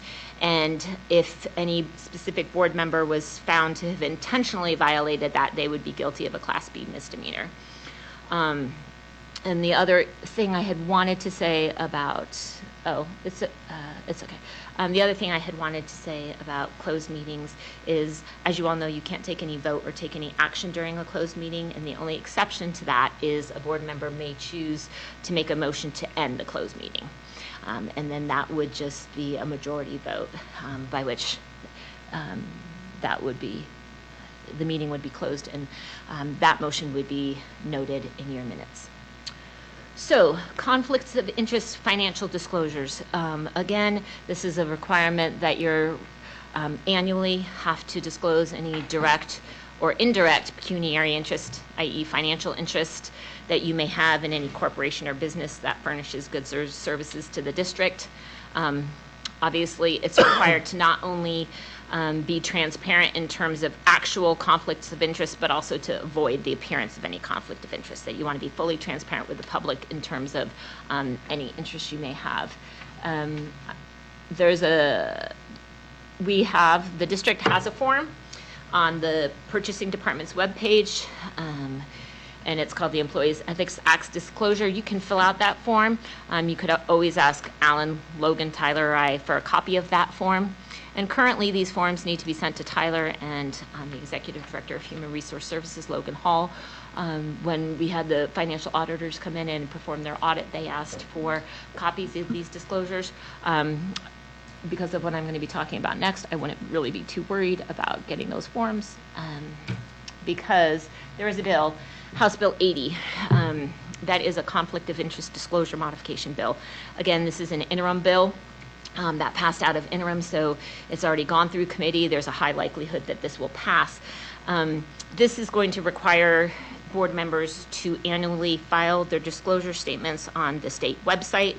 One of the things that's pertinent to a school district is it requires the school district and the board to have a special filing officer who is a school district administrator. Each year, new board members between January 1st and 11th, after they've been elected, are required to fill out a conflict of interest disclosure on that website. If the new board member fails to do that, they have 21 days to be told that they failed to do it, and then they have to correct it. So, and each year, annually, school board members have to complete it in sort of that same time frame. And within 60 days, this special filing officer would have to tell you again if there are any deficiencies in your filing, if you have failed to file it, or if there's been a complaint made against you that your filing is not complete or you failed to file it. So once the special filing officer has notified you of that, they have 5 days, you have 7 days to correct that. If you fail to correct that deficiency, a board member would be guilty of a Class B misdemeanor. This special filing officer would impose a civil fine of $100, which would be deposited into the general fund. And also the violations would be reported to the Attorney General. So there's a high likelihood that this is going to pass, and this would go into effect in May. So starting next January, you will probably be filing conflicts of interest on that webpage and having to determine who would be the school district administrator who would serve as the special filing officer. And I think the big takeaway from that bill is that that person should not be Christina. So, do you have any questions? That written in law? It is, specifically. Gotcha. Any questions? Excellent, and I get to stay. Board, I'm so thrilled. And just as you're aware, this is a training that we do annually as a board. We tend to do these in January in the event that there is a new board member that has been duly elected and sworn in.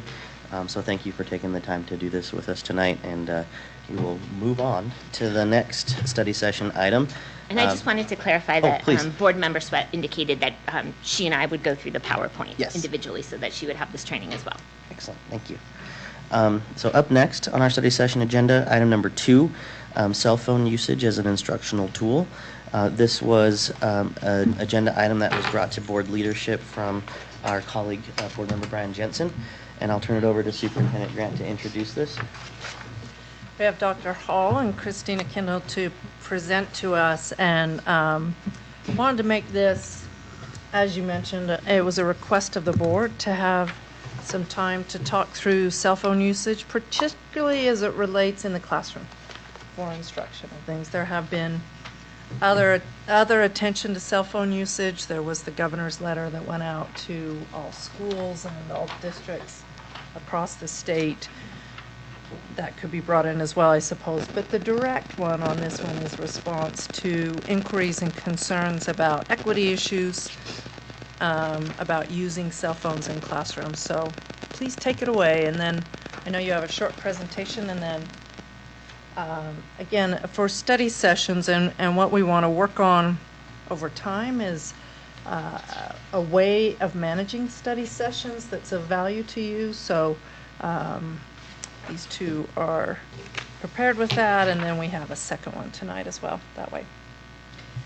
Okay, thank you. As we begin this, I'd just like to point out that we have kind of an overview sheet that's going to let you see where we're going to roll out in terms of the topics that we're going to cover tonight. Both Ms. Kendall and I have some information that we're going to present up front, but we also have, as the second page in your packet, a small note-taking guide. And what we would like you to do with that piece is really think about first, maybe as we even get started, what are you wondering about the cell phone policies, administrative procedures, and school rules that we currently have in our district and functioning in our schools? What are you thinking about cell phones in schools? You know, what are your positive pieces? What are your negative pieces as you think of this? One of the things is we prepared for this that we found to be, very clear is that there are voices on both sides of that coin. So where do you come down on that? And then we also have a spot for you in the far column to notate any topics that you would like to discuss in your board discussion after the presentation, because this is a study session, which is an opportunity for you to talk as a board about these things and determine if there are any next steps or guidance that you want to give to us.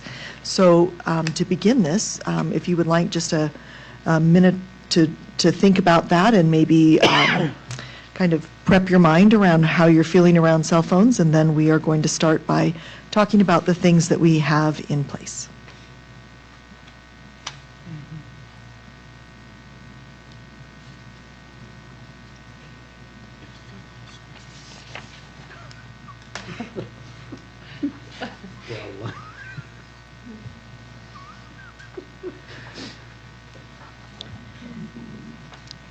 Board Member Bade, do we need to? No, please. Alan Okay. started. Alan. I want to be clear about that. See, that's what happens. You miss which one, and then you. Please don't take away my phone. The second one always gets caught, right?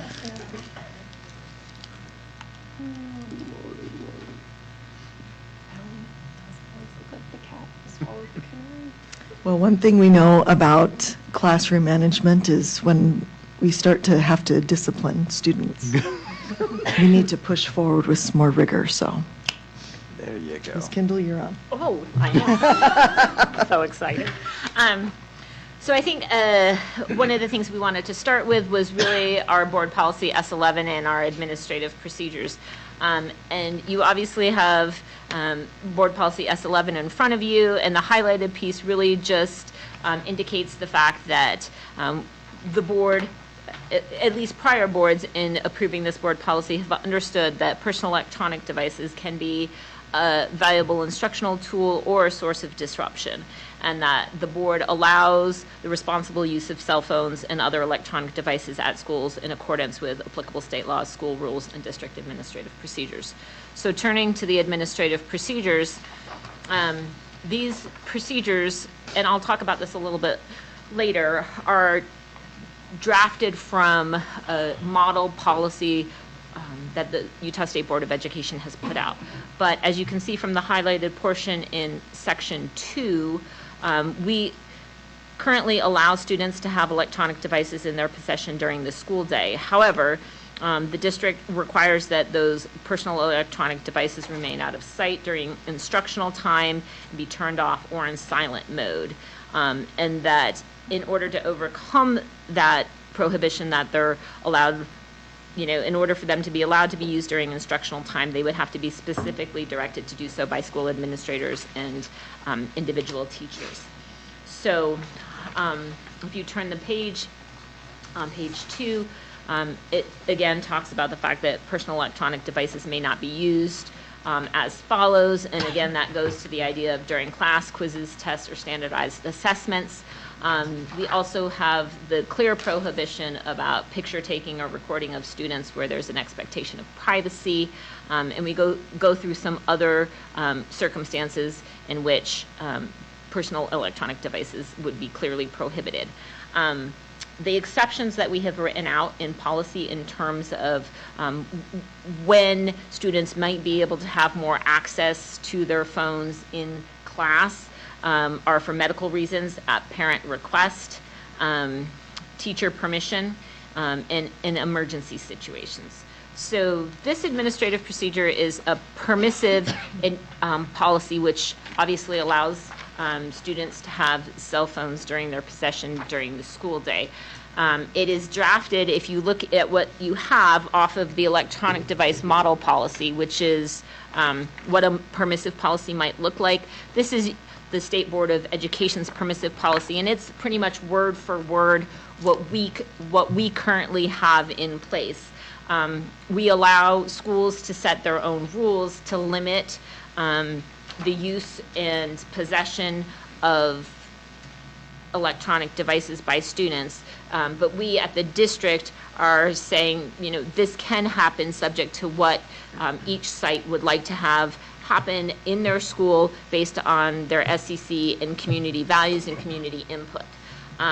So USBE also has a restrictive policy. You have a copy of that. That does not, in the restrictive policy, students are not even allowed to possess phones at all on the campus. And what's interesting about the permissive and restrictive policy is they both have those same exceptions: medical reason, parent request, teacher permission, and emergencies.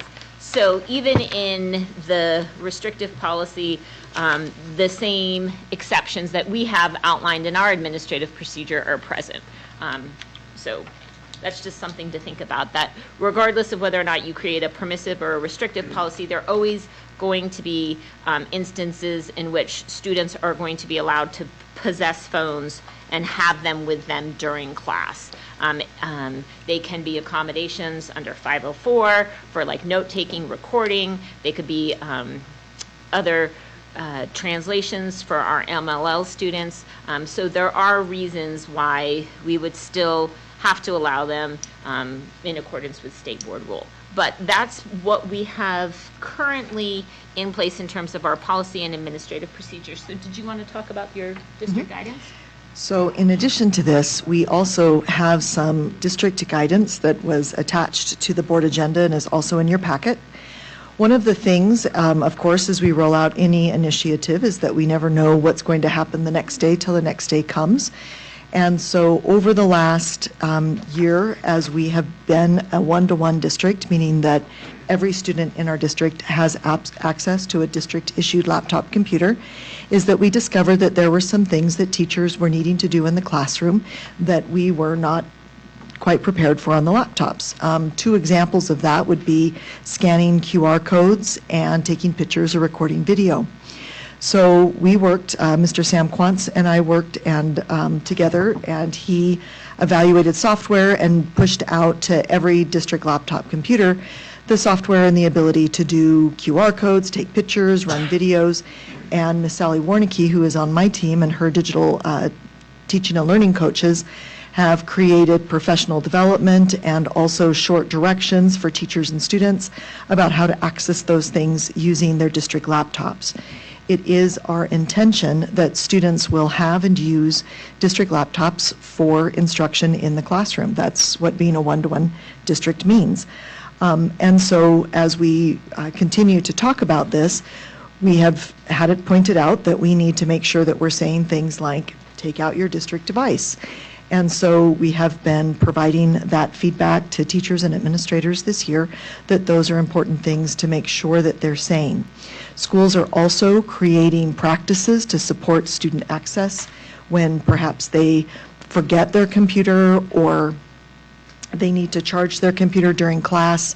Sometimes the computer doesn't work. I was at Highland a couple of weeks ago, and a student came in very flustered to the library because his laptop wasn't working, and the librarian, without batting an eye, simply said, "Let me have that back," scanned it in, crossed it out on the student's record, handed him a new one, and sent him back to class. It took less than 1 minute to make sure that that student was going to be back up and running in the class with his laptop computer.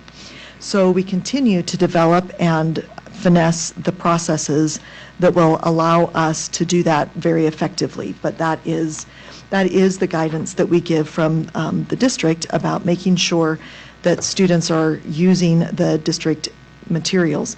We have also had some good conversations with teachers about continued things that they need to support instruction in their class if we are not going to rely on cell phones. So for instance, an AP art teacher reached out to me.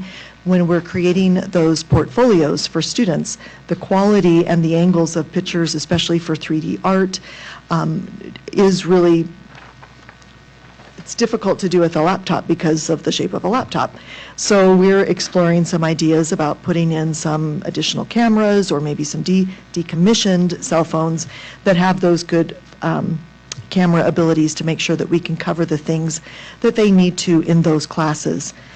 Now, what Ms. Kindle was saying about the district administrative procedure policy and administrative procedures allowing schools to create their own regulations or rules around cell phone usage is something that our schools have very much taken to heart. So in your first blue packet, we've provided just a couple of examples of how schools are communicating to students, parents, and staff how cell phones should and can be used in schools. So your first example is from West High School. This is a poster. The procedures on this poster outline when school cell phones can be used, which is on the school grounds, before school, during lunch, during passing time and after school, in restrooms, the school offices, and the classrooms. That's based on the teacher, but they've got to be out of sight and in silent mode in accordance with our district policy. And they have created a list of consequences that are scalable in nature. This was presented to their SIC and the SCC, and the staff has voted to support this. The next one is a resolution that the East High School Community Council has proposed, and they are also proposing school-wide procedures banning personal electronic devices during class, with the exceptions as outlined by district policy that Ms. Kindle just went over, those 4 exceptions, and that they propose that they communicate that clearly to parents and students well in advance of the 24-25 school year. I want to point especially to that line, it's number 3 on this resolution, because in our best practices from the research, that will come up again as an excellent best practice to make sure that we have a clear communication plan for cell phone policies, not just for students, but also for their parents. The next page is a page out of the Clayton Middle School Parent Handbook. Same procedures, identifies when students can use them, which is not during school hours, and the consequences that will occur. It also clearly outlines what parents should do if they need to contact their student during the school day, so that they will not need to reach out and do that through a cell phone. It was interesting, there was a research study that found that 25% of students' texts come to them during the school day, and so that's a key piece to make sure. And I'm guilty. I've texted my nieces and nephews during school. I will stop doing that now.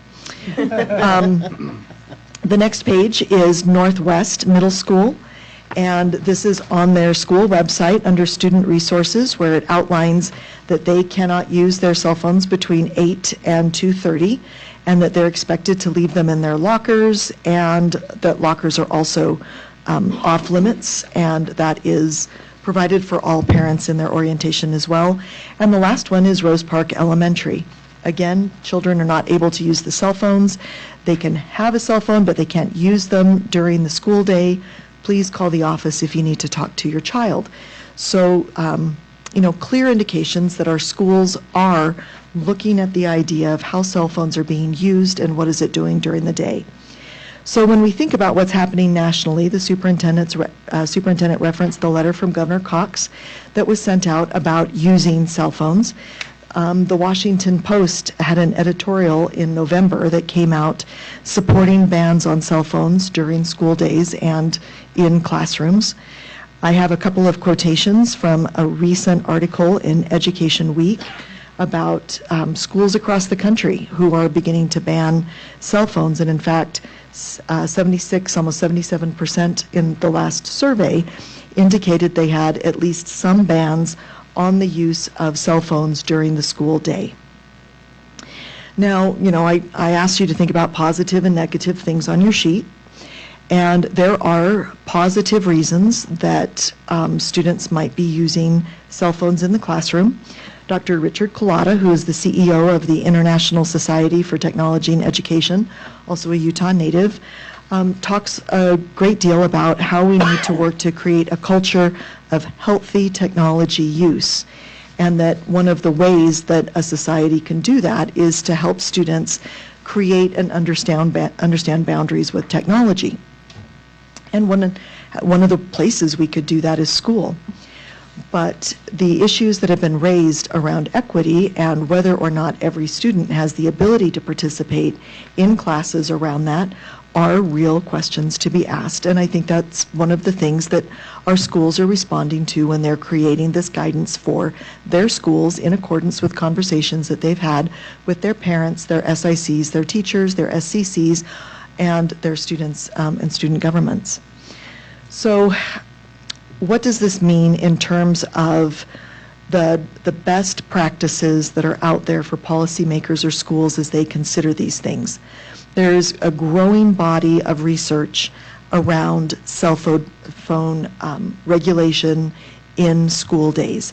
And I've just taken some key points from an article. You actually have both of the articles I've referenced here in your second blue packet for your perusal at any time. This one, which is Cell Phone Student Rights and School Safety, Finding the Right Balance, comes from a Canadian journal. That's not because I'm half Canadian, it's because the province of Ontario the entire province decided to ban cell phones in the classrooms. So they have a very acute research mind about looking at how that is affecting students and their academic, social, emotional, and mental well-being. They also quote a lot of studies that happen in America. But some of their suggestions, and you'll see those in both the resolutions and the other ways that our schools have adopted policies, is to include public input, talking to their students, their parents, and their teachers about what cell phone use should look like in schools, and including those representatives when they write and review those school rules. They need to clarify whether students are forbidden from possessing a cell phone at school, having it even on their person, or just using those cell phones at school. And remembering that there are those 4 exceptions, which have not been, I'm now stepping into Ms. Kindle's area, they have not been held up in court, that you can't use a cell phone if you have one of those exceptional areas. Right? Did I understand that correctly? Pretty close enough. That we need to include information for parents and students always so that they're aware of those rules and regulations about cell phones, so that they are clear on what it is that they need to do, and that we need to look at these policies annually, just as we do with our technology use for computers and software and every other device that we have that plugs into a wall in education now, to make sure that they're still accurate and appropriate. So that is just a quick overview of all of the things that we have that govern our current district structure, and some examples of the ways that schools are currently interpreting that and communicating that to schools and to their students and parents. At this point, as this is a study session, we would love to hear you discuss the things that you think are exciting or positive around technology use in classrooms, or concerns that you have, and the things that you wrote down in your topics to discuss box. We'll sit back and answer questions if you have them for us. Thank you, Dr. Hall. Does anybody want to start with their exercise? Board Member Anderson or Board Member Jensen? Were you raising a hand? Yeah. Well, I appreciate everything that you have put together, and I guess for me, one of the concerns that I had is, so we have 2 committees that are significant committees. We have the policy subcommittee and we have the finance subcommittee. And I happen to be on the policy committee, and it seems to me that it would be helpful for the board to be giving the policy subcommittee directions on how we really feel that we need to address cell phones in our district, so that there's consistency across the entire district. To me, when I raised the question of equity, there's equity in the classroom, but then there's also equity across the district. I don't want it to be that we're pitting schools against each other, that, well, you know, they're really lenient over in this school. And I mean, I understand how it's valuable to have parent input and teacher input, but I also think that it's really essential if we're going to talk about equity. And I was just looking at that financial report that we got today, and the first thing that we talk about in there is we outline the pillars of our student achievement plan. And the first pillar is equity. And I'm really concerned about equity and how we as a district ensure that the use of technology is equitable for every student. So for me, when you look at board policy S11, in there it says the board allows the responsible use of cell phones and other electronic devices at school in accordance with all of, I mean, you have that highlighted. Of course, we need to be using technology and electronic devices in our classrooms. I mean, that's required. When I say required, if we're going to be educating students and if they're, as you said, learning how to use technology appropriately, we've got to be using it. But for me, we're using our district-provided laptops, and we had a significant expense occurred during the pandemic to ensure that every student had a laptop. So to me, that raises the question of when is it going to be a responsible use of cell phones in the classroom? Because we have other devices that can accommodate that. I'm not saying that, and we can discuss that later, whether the student should have it in their locker or, you know, they can't have it at school. What I am focusing on is the use of cell phones in the classroom. If you have Those are more, my 2 minutes, but I can defer my time to you if you have more that you wanted to say. oh, well, thank you, Nate. So one of the things that raises then is if you look at this, we go into the administrative procedures, okay? And if you go down to Section 2, Use of Electronic Devices, it says district-owned electric devices are accessible and may be used during instructional time as directed by school administrators and individual teachers. I think that may raises questions. I think that there should be a directive that it's shall use, that's what we're using. We're not using cell phones in our classroom. But again, the subcommittee, policy subcommittee, would need to have instruction from you as to this is what my concerns are, because I think that we need to be fairly explicit in how this is handled. That leads to the question of individual teachers. I am a teacher, and I was at the elementary school level, and we're not using cell phones to the extent that they have been used in the past in high school.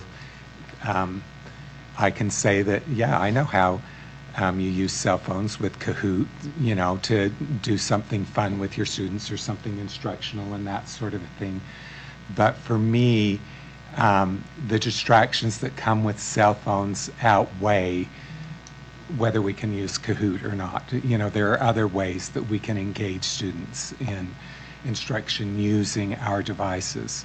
So that gets back to the question of, and I preface this by saying I'm a teacher.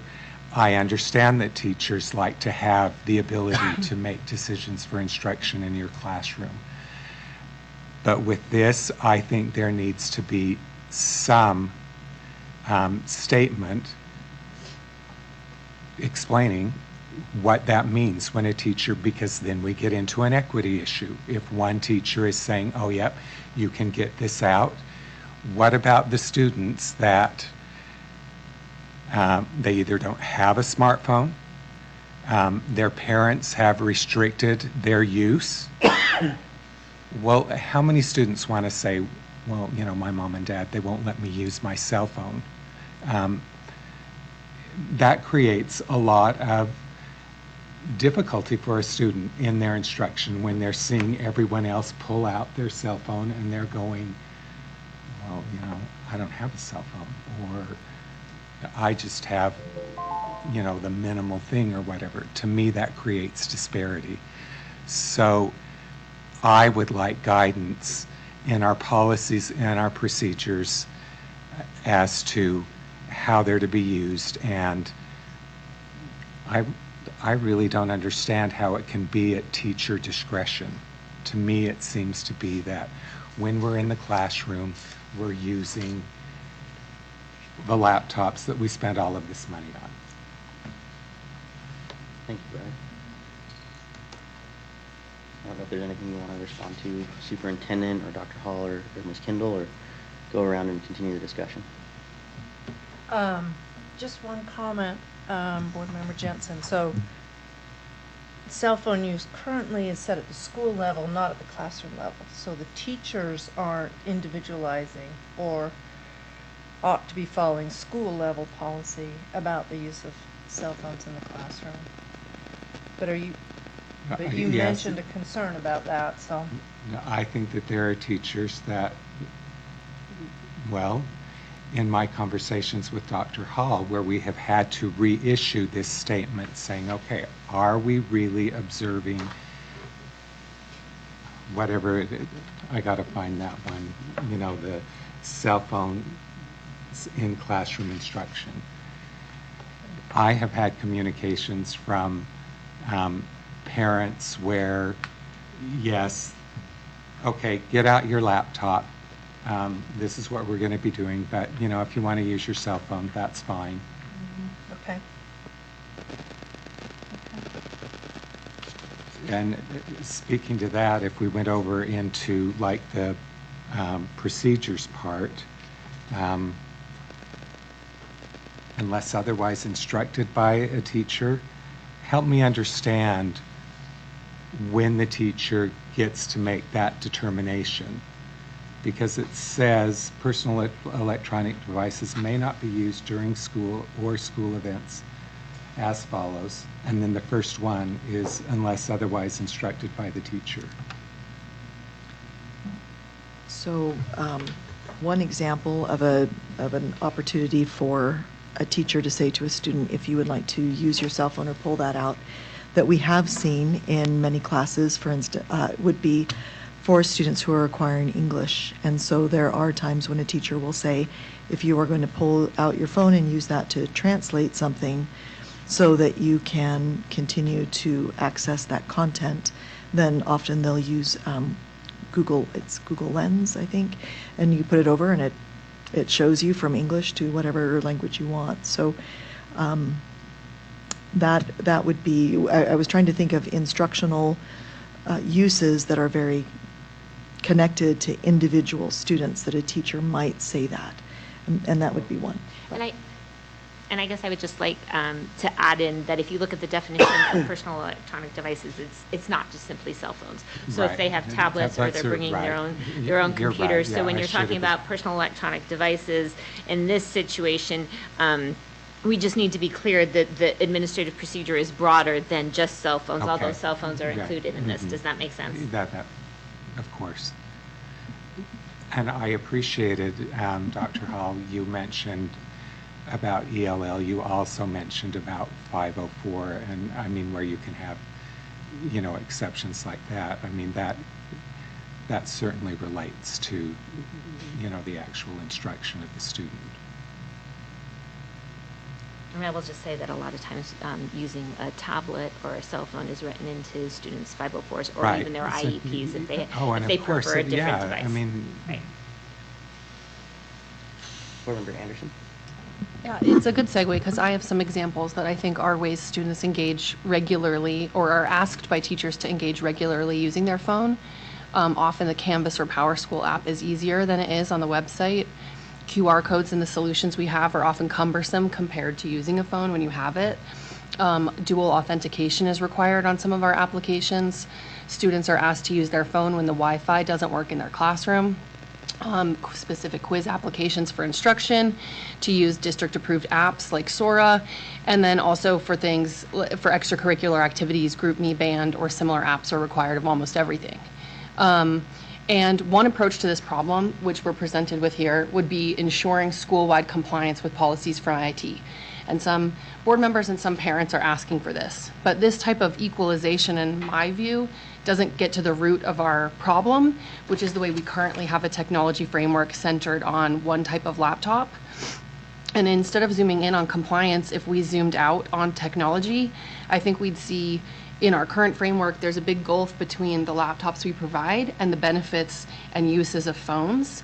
And a lot of our peer school districts fill that with a couple of things. They fill it with tablets, different classroom technology from Apple, less expensive laptops like Chromebooks, and district Wi-Fi enabled on student phones. And our district has historically not used Google and Apple products, which in my personal opinion as a parent has been a mistake. We also make kids use their data on cell phones, which we know they have, which means we also can't restrict their inappropriate use of phones. You can stream Netflix when you're on data. If you're on our district Wi-Fi, you can't. So we've taken away some of our ability to actually know what students are doing. And to give an example of equity concerns created by our hardware rather than by phones, some of our secondary schools don't send home laptops with students because of the cost they're billed for damages. And this means some of our secondary students get experience working with technology and others don't. And so by equalizing what we offer one-to-one, without removing the barriers to access, we've sort of cemented this existing inequity. And I think if we were to, as a board, reconsider the role of something like tablets or Chromebooks, it is more equitable because they're less expensive to replace, and it's one reason so many districts use them. And some of them, because they have an app-like interface, allows those applications to be used, which students are more naturally going to do on their phones. PowerSchool is one example, and Chromebooks only using the cloud, I think, is why it reduces the costs. We're providing something with a hard drive that's like a pretty inexpensive piece of hardware compared to what the average district is giving one-to-one. I also think the programs available via Google and Apple are more engaging for classroom instruction. I mean, it's called Microsoft Office, right? It's not called Microsoft Classroom. It's designed for coworkers and not for kids. So I think this is focused on phones, but the real question is, why are we using our phones? It's because phones serve a certain kind of purpose that laptops don't, and we aren't using the kind of electronic devices in a visionary way that would bridge that gap and won't really get at the cause of why kids are using their phone to begin with. Also, the last thing, I know my time's up. Under concerns, I wrote parents are the ones who often lack the boundary of texting their kid. Guilty. It's not, I mean, I do it. That's how we communicate with one another. So I think part of the policy also needs to be realism of why do we have these devices and what is their purpose? And if it's just for messaging your family or for safety, how can we actually have a more visionary technology framework that solves the inequity rather than drives it to the floor of what we're allowed to use in a compliance way? Thank you, Board Member Anderson. Any other comments or discussion items? Board Member Bade or Board Member Sika? I really have no idea where to start with this because we live in day and age of technology. And I 100% agree with what Ashley just said. No, really, because it is true, because, you know, the sad reality is, like, for me as a board member, I have the privilege of, like, choosing what laptop to get, but then our students don't. And, you know, it is the nature that there are some big companies out there like Dell, and so they know exactly how to target, you know, government offices and be able to, you know, really build roots in there. But I really agree, because the big thing that we have here is the accessibility of so many things in the cell phone versus on the computer, which I 100% agree with.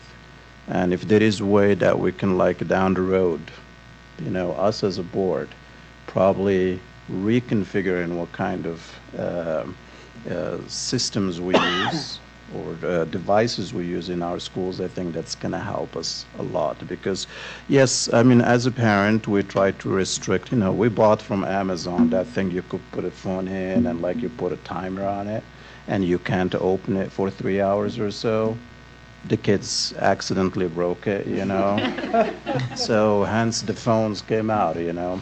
And as a parent, there is only so much time. Now just imagine the teachers, you know, they have to focus on instruction, but also they have to focus on making sure that these kids are not using their phones. So that is like an added stress. And so, and I know as a district, we can definitely be leaders in our state here in terms of like changing what kind of, you know, devices we're using. And that will help open a path for so many things. I really, really believe that's going to help a lot. Thank you, Ashley. That's really, really good. Board Member Seeker, Board Member Vice President Williams.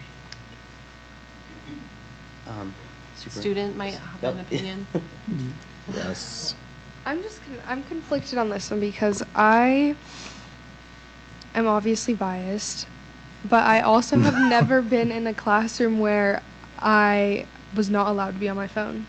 At Innovations, you're allowed to have your phones all day, and I've mostly taken electives at West, and in elective classes, you're allowed to be on your phone. So I've never been in a situation where I wasn't allowed to be on my phone, and I think that the main issue of this is also that it depends on the kid. Some kids can use their phones and like be able to focus 100%, and some kids aren't able to do that. So I think there's a lot of factors that go into it. But I do think getting devices that are easier to access will help a lot. Well, I'm definitely hearing a lot here, and I want to make sure that we're moving this forward in a good way, and I'm trying to think about what our next step is. And I think with Board Member Jensen and Board Member Anderson, you know, obviously really good feedback about where we're at and what the concerns are, both in the elements of positive and what concerns might exist. While there might be some differing opinions on that, I also am hearing that there's value in potentially moving this to the policy subcommittee for some type of review, one of S11, but also either amending or developing a whole new policy. And can I clarify something? Please. I would say I don't so much disagree with Brian as to say that if the policy committee reviews elements of compliance, in order for them to reasonably be complied with, we would have to address these larger things. So it's not to say that looking at the policy would be invaluable, or that making sure there's, you know, uniformity to the extent that some people are asking for between schools offering a policy is not reasonable. It's to say that you can make the best policy and it's not going to change what people do if we don't actually address the framework with which we're asking them to do it. So I think it's not mutually exclusive to consider those two things. Yeah, and I'm glad you said that, because that's the other piece that was on my mind as far as how we move this forward is, and maybe this is more for you, Superintendent, and your team, is the board having a very clear understanding of how this is, of how cell phones are being used in the classroom across the board, right? I mean, it's different from elementary to secondary.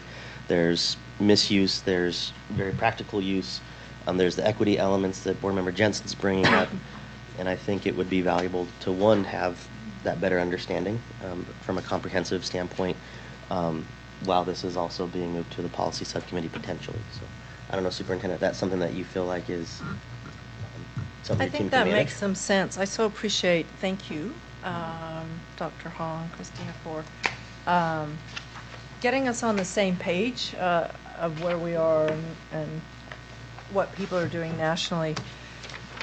I think before moving to a policy, when it feels like we're following best practices in the state, we're following a lot of the national behaviors of schools facing this across the country, that we actually look a little closer at what is. I mean, I like that idea of doing a little more of a report, if that would be useful, about the variation we're finding or what the actual examples are.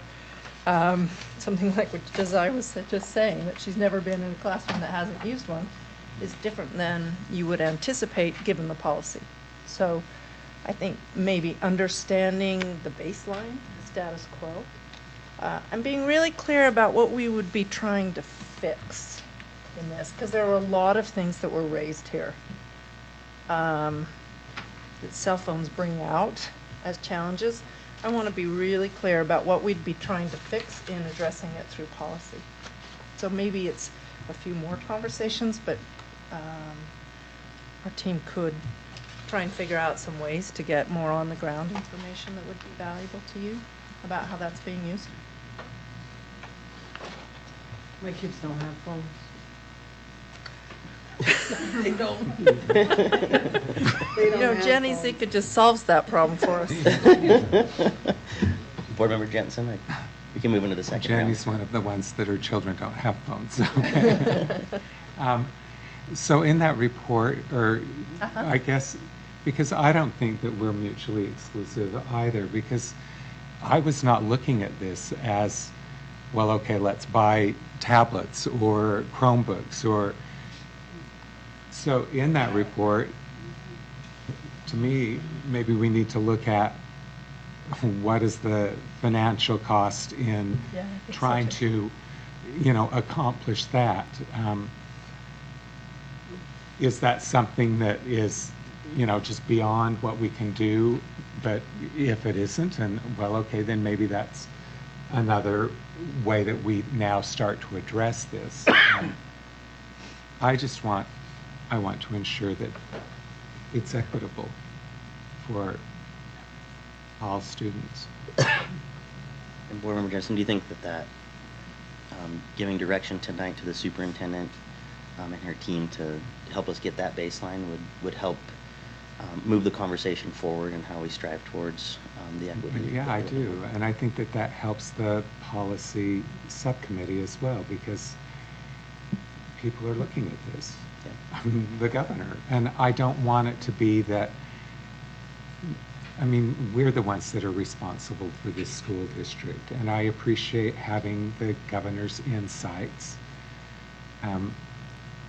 But to the governor, that's important. So I think that, out of respect to him, that we ought to just, be looking at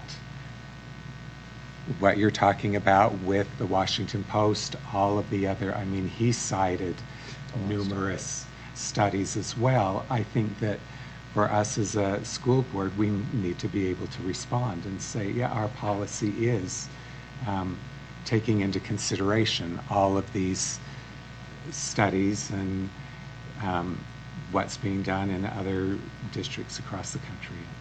And I do know that a number of SCCs are taking this up as a discussion topic, the governor's letter. And oh, I know they are. In almost all of the SCCs in my precinct that I have attended, they wanted that letter, and they were looking at it. I appreciate that part of it. I think cell phones, as our team mentioned, parents need to be such an active part of this conversation that I appreciate that it's happening in SCCs. Yeah. This is not something that I think ever a district would make a policy on its own without parents' support and understanding what we're trying to accomplish. So I appreciate that those conversations are starting that way, and at a state level, across the state, everybody's looking at this and thinking about it. So I think I have one.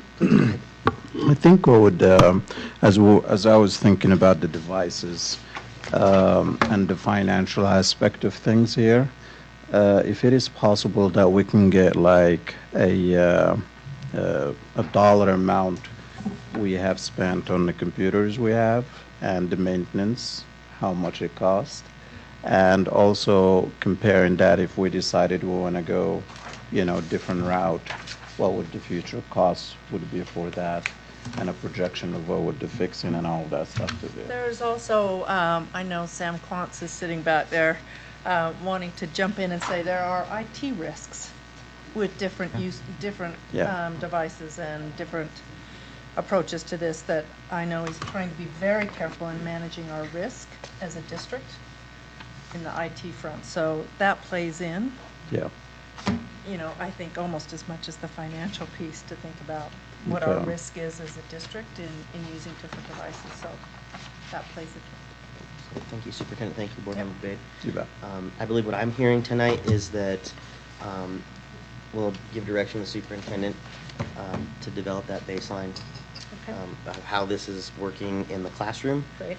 at each individual site level, along with some financial components before we kick this to the policy subcommittee for amendment, development, or a new policy.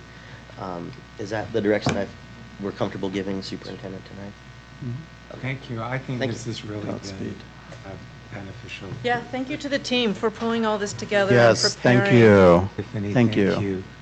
A good conversation for us there. Thank you. All right. Oh, sorry. I'm already jumping ahead. You of are. too. Do you want to switch our nameplates here? No, I was Yeah, kidding. that's right. It's all good. It must be late. Yeah, it is getting late. I know I they don't have usually been make patient jokes to like wait that. here. Okay. So the last item on our agenda tonight for our study session, item number 3, is Dignity Index, Mental Health, and Social and Emotional Learning. Superintendent, I believe we're going to be hearing from Sandra Buendia and her department on this. That's right. Here's the team, and I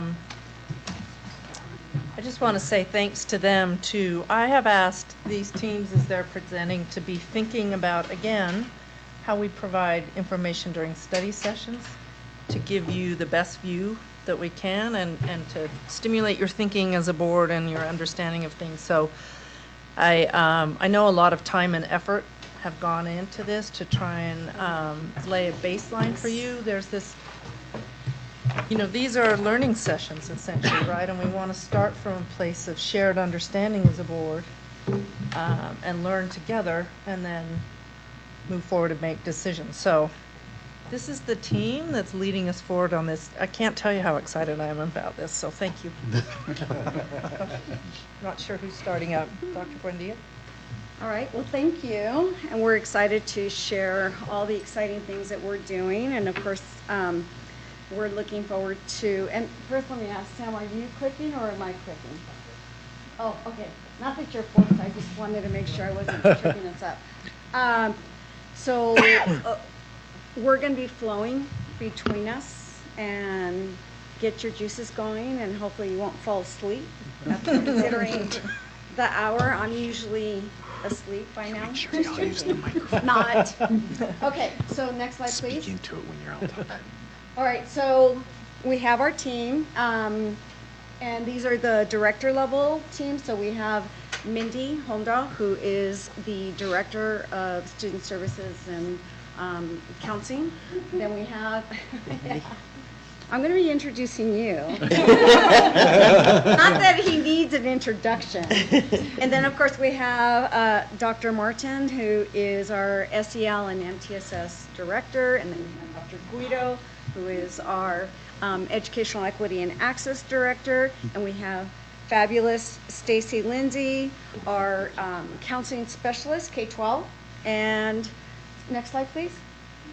So then these are other critical individuals in our division who lead. Was that a woo-woo for yourself there, Mike? Oh, okay, we have a heckler. Yeah, let's take Shall away we, his shall we cell phone. model what we shouldn't do? So anyway, we invited, they weren't required to be here. Mike's always at the meetings, as we know.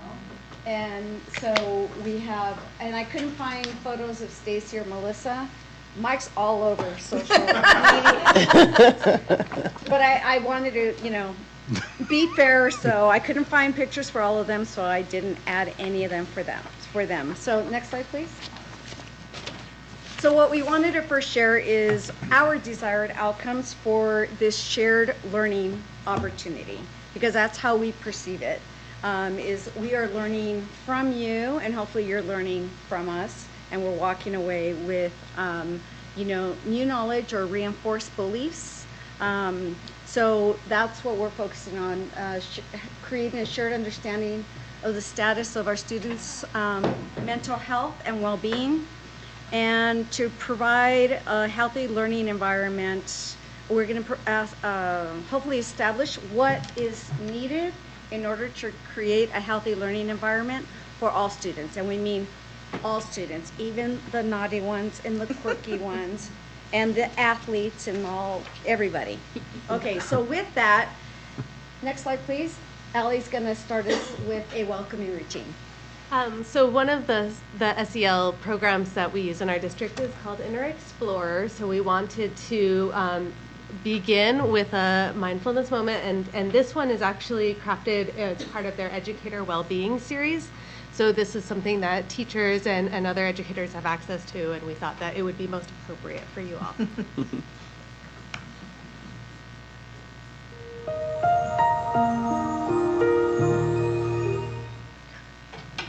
Let's begin by closing your eyes and listening to Handel's symphony called Water Music. It's just 3 minutes.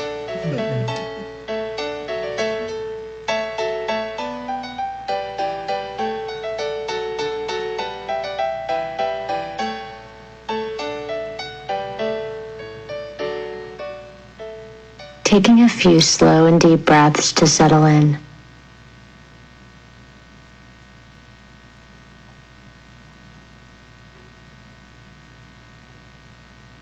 Today we'll practice the Mindful Minute, which can be a really useful tool because it doesn't require you to sit in a quiet room or practice for a long time. It can be done briefly any time of the day and anywhere you are.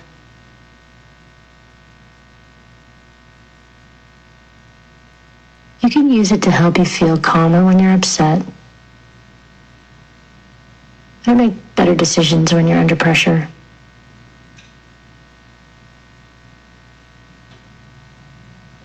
The Mindful Minute is simple. All it takes is 5 full and deep breaths. So let's practice together. Breathing in through your nose, slowly and deeply, and breathing out through your mouth, slowly. Breathing in again through your nose, and out through your mouth.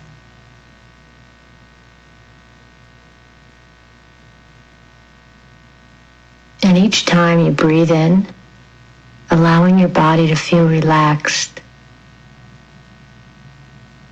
And each time you breathe out, letting go of any worries.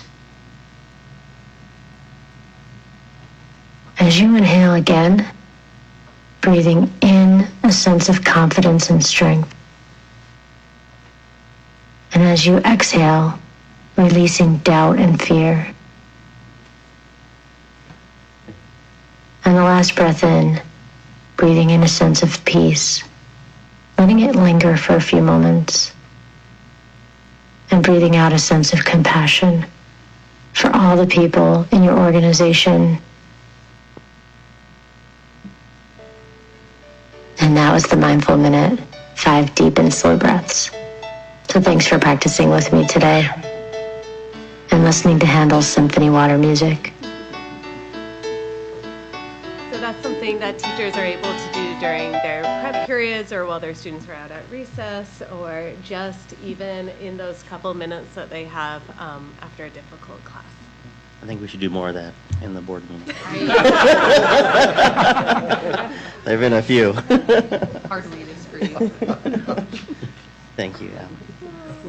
Okay, and we should say that this is one of the resources, the educational resources our teachers and counselors have. And it's available for them to do this with the class. So next we have Robert. We'd like you to reflect for a few seconds on how you felt in March of 2020. From So cheese to relaxed. anxiety. I'd like to do a whip around. Alan, if we can start with you, if you don't mind. Share one word that best describes your thoughts, feelings, or emotions in March of 2020. Shocked. Board Member Sika?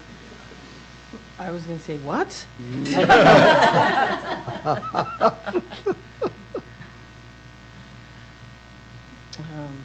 Go ahead. Relaxed? No, I'm just kidding. No, surreal. Yeah, absolutely. Uncertain. I think I was just curious. Panic. Anxiety. Calm. That's when I was in the classroom, overwhelmed. Overwhelmed. Thank you. These words kind of capture several things that came up with COVID. Next slide, please. And we had isolation, mask mandates, school closure, and a lot of uncertainty.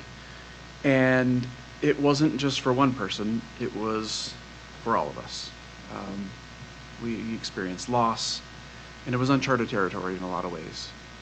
Next slide. And so for some of you who were in the district at the time that we returned, you might remember that we were identifying it as a collective trauma. And so I just wanted to revisit that. Well, we wanted to revisit that and just remind everyone that collective trauma is defined as events such as war. And if you think about even what's happening right now around the world, natural disasters, again, things that we're experiencing nationally, locally, internationally, mass shootings, genocide, and pandemics. And as you can see, it creates, and I have the source there, it creates long-term psychological effects. And we're experiencing that. And I'm sure you personally, as well as, through friends and family and the students and families that you're interacting with. And so COVID-19 really has had an impact on our students, families, and employees. And so the next slide, Mindy will be guiding you through it. We have a 5-minute clip that is going to talk about collective trauma, individual trauma, definitely COVID-19 really pushed all schools and districts to become more trauma informed. Our school counselors really worked toward that, our social workers. This 5-minute clip will talk about the impact on students.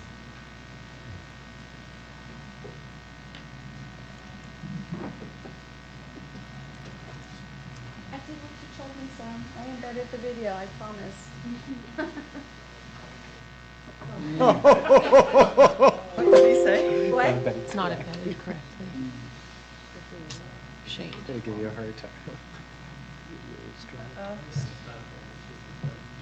Rats. Well, while Mindy is fixing that, I'm just going to pass these out so that's our unit's quick as cover.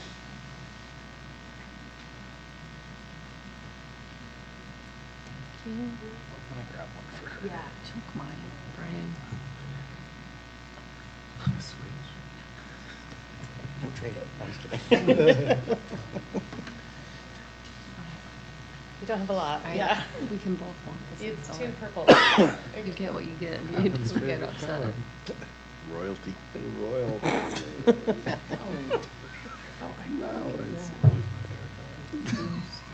to be back here too. You don't get upset, which actually. Brain development is much more than a story about biology. From the earliest years, relationships with others play a key role in shaping how our brain grows and develops. Early relationships, where there is abuse and neglect, have a long-term impact on children. A brain that has adapted to survive in a threatening or unpredictable world may not work so well in an ordinary environment. This can create what is called latent vulnerability, where early abusive or neglectful experiences with carers put children at greater risk of experiencing mental health problems in the future. For these children, compared to their peers, common experiences like moving to a new school can feel more daunting and stressful. New faces can appear threatening, while positive social cues can be missed. It can be harder to negotiate new social situations and learn to trust new people. Even fun experiences like joining a new sports team can be challenging. Too much focus on potential threat cues can mean missing out on positive social cues, such as a playful nudge. Or it causes an overreaction, which leads to an increased risk of conflict and sometimes violence. These reactions can increase the likelihood of generating new stressful events. It's harder to deal with everyday challenges when you feel unconfident and anxious inside, and harder to build and maintain relationships. Over time, this can mean a child loses friends and the support of adults, and so misses out on opportunities to grow and develop. This social thinning can increase the risk of mental health problems in the future. Neuroscience research is beginning to shed new light on how vulnerability unfolds over a child's life. All children need care and stimulation from adults who value them and who show them attention and love. These experiences shape a child's brain development. When children face traumatic experiences like abuse and neglect, their brain adapts to help them cope. We know of changes in 3 different brain systems: the reward, memory, and threat systems. Experiences of domestic violence or physical abuse can lead to hypervigilance, where the brain reacts more to threat. This might help a child stay safe in an early adverse environment, but it can cause problems in more ordinary environments. Hypervigilance can best be understood as a pattern of adaptation rather than a sign of damage. Abuse and neglect can also mean a world where a child's basic needs for care and attention are not met. This can shape the brain's reward system, the part of the brain that helps us learn about positive aspects of our environment and motivates our behavior. Over time, the brain's reward system can learn to respond differently to things like positive social cues. Neuroscience studies have also pointed to changes in the autobiographical memory system, our memory of everyday past experiences. Following trauma, negative memories appear to become more salient, which means they become more prominent than positive ones. And everyday memories can also become less detailed. This is a problem because we need to draw on past experiences to help us deal with new social situations. Neuroscience research is showing how childhood trauma can create latent vulnerability, increasing the risk of later mental health problems like anxiety and depression. This vulnerability is not just located in the child, but arises through their relationships. Helping children who have experienced trauma still requires ordinary boundaries and consequences, but it also requires us to step back and reflect and see behaviour that we find challenging in a different light.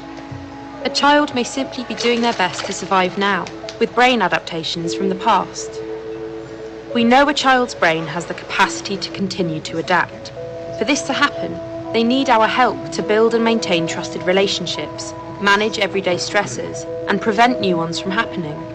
We need to encourage them to try again and believe things can be different. This is far from an easy task and takes time. Science is helping reframe our understanding of childhood trauma.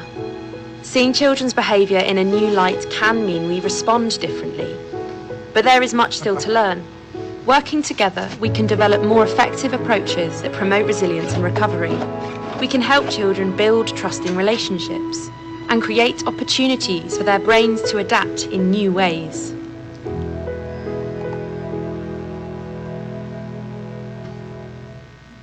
Okay, if we could just take a minute and discuss either with elbow partners or if you feel like getting up and moving across to talk to somebody that... This is a short story about how war and conflict can affect the way young people see themselves and the world around them. This is also a story about seeing a future after these experiences. The content may be emotional. There we go. Awesome. All right, so take a minute to debrief with the elbow partner. It might be pairs or a few groups of threes. If you want to stand up and walk across, please feel welcome to do so.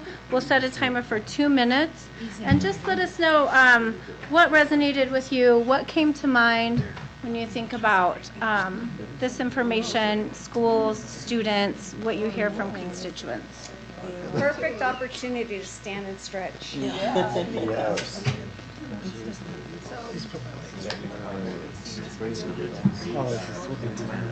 Okay, so I'm trying to do a 2-minute timer. Okay. So, under this, it's like, I think it just helps, like, understand support you. Yes. And I'm seeing that happening. Seeing that happening with my older daughter right now because like she is, Impact how you respond to it. her friends are gone. She's just like stuck where she is. Because I was thinking, because I was watching But I it, can't look at home or like ducks it under the social water. media. Just Yes, thinking, I love that. That's so depending on the situation, you know, oh my goodness. and but then in the other situation, like it was, saw that I was thinking video. about like it was a friend, like close friend, right? So my friend, best friend, like would do that to me. I'd get up and I'd push him. You know, more of a fun, like playful, like yeah, maybe I'd be like a little. I don't know. I think it's Sitting here like this and the environment that you're in, whatever factors. Thinking about like the baby first, It's like the attention with the little. The mom was probably like dealing with something. May have been even like doing something for the child. Yeah, I was thinking about. unpack my own personal problems. Please wrap up your conversation and return to your seat in the next 30 seconds or so. That's what when I was watching it, I was like,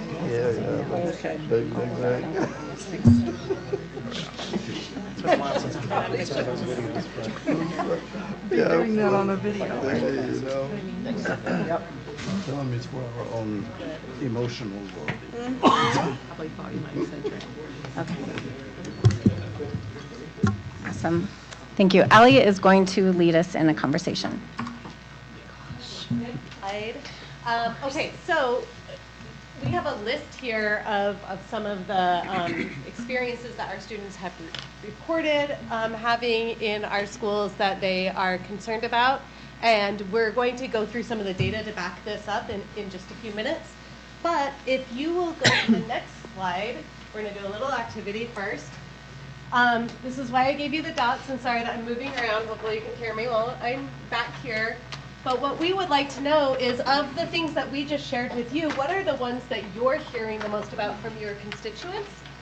And so you'll see that we've got them kind of listed on these giant Post-it notes. And then we would like you to use your 5 dots to place what those topics on the topics that you're hearing the most about. So you could put one on 5 different ones, or you can put all 5 in one if you feel like that's the one that you're hearing the most about.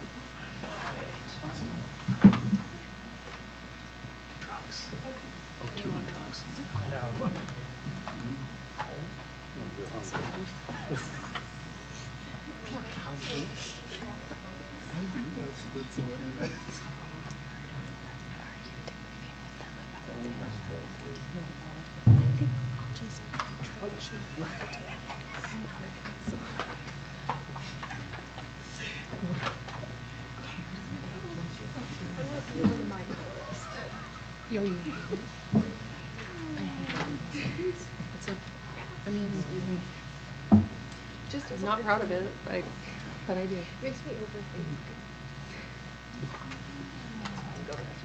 All right.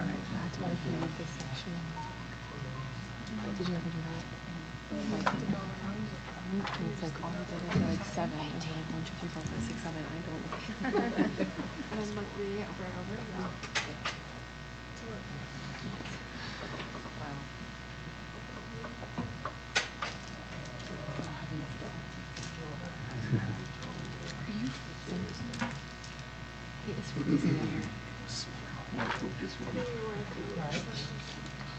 This is really helpful data for us as well to hear what you're hearing about. And all of these represent areas that our department focuses on. So you can see that we've got a pretty big slice of the pie in terms of what we're dealing with. And we wanted to take some time to talk to you about what our students are reporting to us, and Stacey's going to go ahead and share that with you. Hi, so hopefully you've all heard of the SHARP survey that we give every 2 years in grades 6, 8, 10, and 12. And last year we had a really good showing of students. We had 3,793 students, which is about 36%. I added up all the students in grades 6 through 8, so that's about 36% of students, which is a really reliable number of students. This is a self-report, anonymous, with parent permission survey, so hopefully students will answer truthfully, although, you know, we have to keep that in mind. And what we're going to present to you tonight is county data, which is public data. At the district and school level, it drills down a little bit deeper, and so that's not public data, but we're going to share with you what the Salt Lake County data shows. And I'm going to paint a picture that might seem a little bit grim, but I just want you to know that I personally believe that students can grow, and that we, as adults, we can grow in the way that we react to students, and that I've seen students grow and their mental health improve, and they are able to understand ways to deal with the trauma and the things that have happened in their lives, and their anxiety and their depression and coping skills. And so I just, even though it seems grim, I have a lot of hope and a lot of feeling like there's things that we can do. So to start off, and I'm not going to show you every slide that talks about the data, but we did give you a link to the county data. So if you want to drill down a little bit deeper and look at all this data that I'm presenting in kind of a story form, you can find it in the county data. So 20.8% of students, and I did all these percentages with our district, so that is 2,334 students, said that they were bullied or picked on at school property. When asked where they felt most unsafe, the number one answer was bathrooms, which was 34.4%, and parking lots, which was 30.4%. On a positive note, students feel pretty safe in our classrooms. Only, 6.5% reported that they felt unsafe in classrooms. So I think that's a good thing. Our teachers are doing a good job. The virtual world hosts the majority of reported bullying. Nearly 30% of students said they had been bullied or harassed virtually using social media, phones, and email. Bullying is one of our top concerns, but when students were asked about the things that they were worried or very worried about, 26.7% indicated bullying, but that was coming in last. Coming in number one as the top concern was suicide by a student. That was 54.6% that were very worried about that. And the next one was drugs, which shows on there. Drugs and alcohol use by other students, which was 51.3%. Are you on the next slide? Okay. There aren't slides for all of these. We just had the bullying slide. So these are all, you can find these all in that report, but I didn't make a slide for all these. We didn't share we're giving an overview of our district's results because it's not something that's made public, but what's made public are the county numbers. These are the county numbers, actually, Sandra. The ones you were counting? Yeah, these are all the county numbers, because that's... She was equating it to the size of our district. Yeah, they're similar to ours, some a little bit different. If you want to see, you know, other data, I'm happy to have you join me in my cubicle and we can look at data. Stacey, when the suicide number, was that 50% concern for themselves in that category or for No, friends? it's just like friends and other students, like what's going to happen in the school that somebody might take their life. And we can go to the suicide slide now. Yeah. So suicide is something to be concerned about. 18.7%, or 2,098 students, have considered suicide, with 8.4%, or 942, having made an attempt. The percentage of students engaged in self-harm is even higher at 20.9%, or 2,345 students. We do see this a lot. Self-harm isn't necessarily suicidal behavior. It's a way that students cope with big emotions. It's a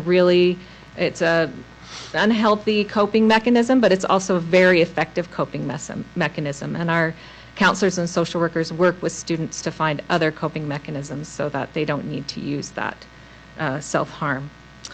34.3% of students indicated they had felt sad, depressed, and hopeless for 2 weeks or more during the past 12 months. And based on their answers which was based on their answers to multiple questions. 26.5 indicated high needs for mental health treatment. Some factors that have been correlated with these high mental health needs are, one thing we've kind of discussed already tonight is 84.2% of students are spending 2 or more hours outside homework time on their screens. And the data about mental health and screen use, social media, is pretty mixed. There's some data that say, yeah, it actually helps improve mental health because students can find, people where they belong and they can feel connected. And then there's other studies that say that it doesn't. So that data is kind of confusing. But what isn't confusing is the data related to sleep. That higher screen use indicates poorer sleep, is correlated with poor sleep, not indicates, is correlated with poor sleep, and poor sleep is directly correlated with mental health issues. And according to this survey, 84.2% of students, only 36.3% of students are getting 8 hours or more of sleep per night, which is what they need, right? Say that number one more time, please. So 36.3% of students are getting 8 or more hours of sleep per night. Also correlated with screen time, 21.2% of students said they felt isolated from others. That's 2,379 of our students. Our SEL initiatives like welcoming routines, classroom meetings, classroom circles, those are things that we're implementing at the classroom level to help students feel included and help them have a voice and to, address that isolation.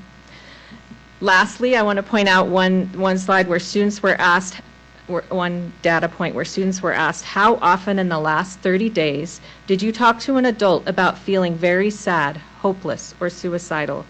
Students who indicated that they had never felt that way were taken out of this statistic, so it's not inclusive of all students.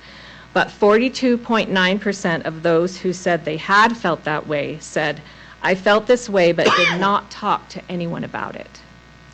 And to me, that's really worrisome because we have this silent group of students who aren't speaking up about how they're feeling. And some of the things that we, as in our department, have done to address this is in our suicide prevention lessons, there's an opportunity for students to say at the end of the lesson, I would like to talk to somebody. We've done some very small scale screening with parent permission that has brought forth students that were suffering in silence that we've been able to identify. And we've done suicide training with staff so that they're able to, and other mental health training with staff so that they're able to recognize signs of students who may be hurting but not saying anything. And so that's just kind of the picture that I wanted to paint using the SHARP survey. And then just briefly talk about our Safe UT data, which is on the next slide. So this reflects the tips and chats that come through from our community on Safe UT. And this is this year, so our top tips are related to bullying and suicide. And last year it was a little bit different because they had a crisis category, but most of those tips were either related to bullying or suicide. So we do see a lot of that, and we do see a lot of substance use. So that's just for your information about the tips and chats that come through Safe UT about our district. So again, we've thrown a lot of information at you already, and so we just want to give you a moment to process it with the Elbow Partner. Again, if you feel like standing up, and just take 2 minutes and talk with your partner about what the data is telling us about the status of our mental well-being of our students. Are you going to walk over there? Okay. I'm gonna ride my chair. I don't think it's You guys can You can, Jenny. We are allowed. Join us. I think, no. I'm thinking, this is kind of students, I bet there's some students that don't even know. And the first thing that comes to How mind we is when express this is normalized talking about it. But also, like this is and those things don't go away. They're kind of with it right from the and I've had to learn how to do it. I think a lot of students I want to put my eyes when they arise and that even opportunity for our students to normalize and manage those things forever. I want to be as good about that. This is how I felt when I started with COVID and. I mean, there's no matter. Just general. I'm so and so. Yeah. You know what I mean? Yeah. Like, That's like first, and then just So you're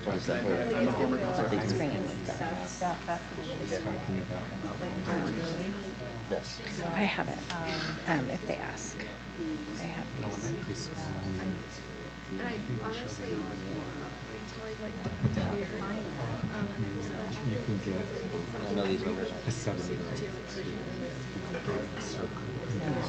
Take about 20 seconds to wrap up and return to your seat.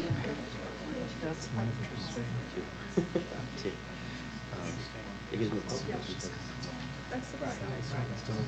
because pursue what you want to do. So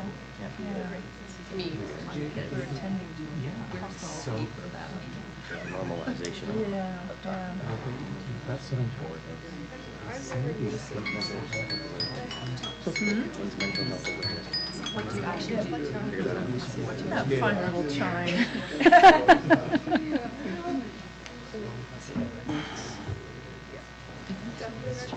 Timer went off. Was that the timer? That was the timer, yep. Yep, we're ready, we're moving on. Because it was think per share. Or shall we just move on? Yeah, when we do these, we share, don't we? Does anyone feel comfortable with, we also use, we're trying to also model, right, our SEL signature practices, welcoming routine, engagement practices, so that you are seeing and experiencing, you know, what we are expecting the learning environment to be in our classrooms. So with that said, you just did a think, pair, share. So anybody interested in sharing? If not, we can move on to the next slide. But yes. Okay, so one of the things that I shared, and I'm thinking of it again with my experience with elementary school children. And you talk about the welcoming routines and the class circles, and I think that 7 and 8-year-olds, they will respond to that. Like, okay, we're going to get in the circle, and but even there, it takes time to develop that trust where they're willing to open up. And I mean, we had different ways that they could like share how they were feeling that day, and then if they wanted to explore that a little bit more with their classmates, they could do that. But one of the things that I'm hearing is on high school level, when it gets to the social emotional, like the students are just kind of rolling their eyes like, oh yeah, here we go. But that's, I guess, anecdotal.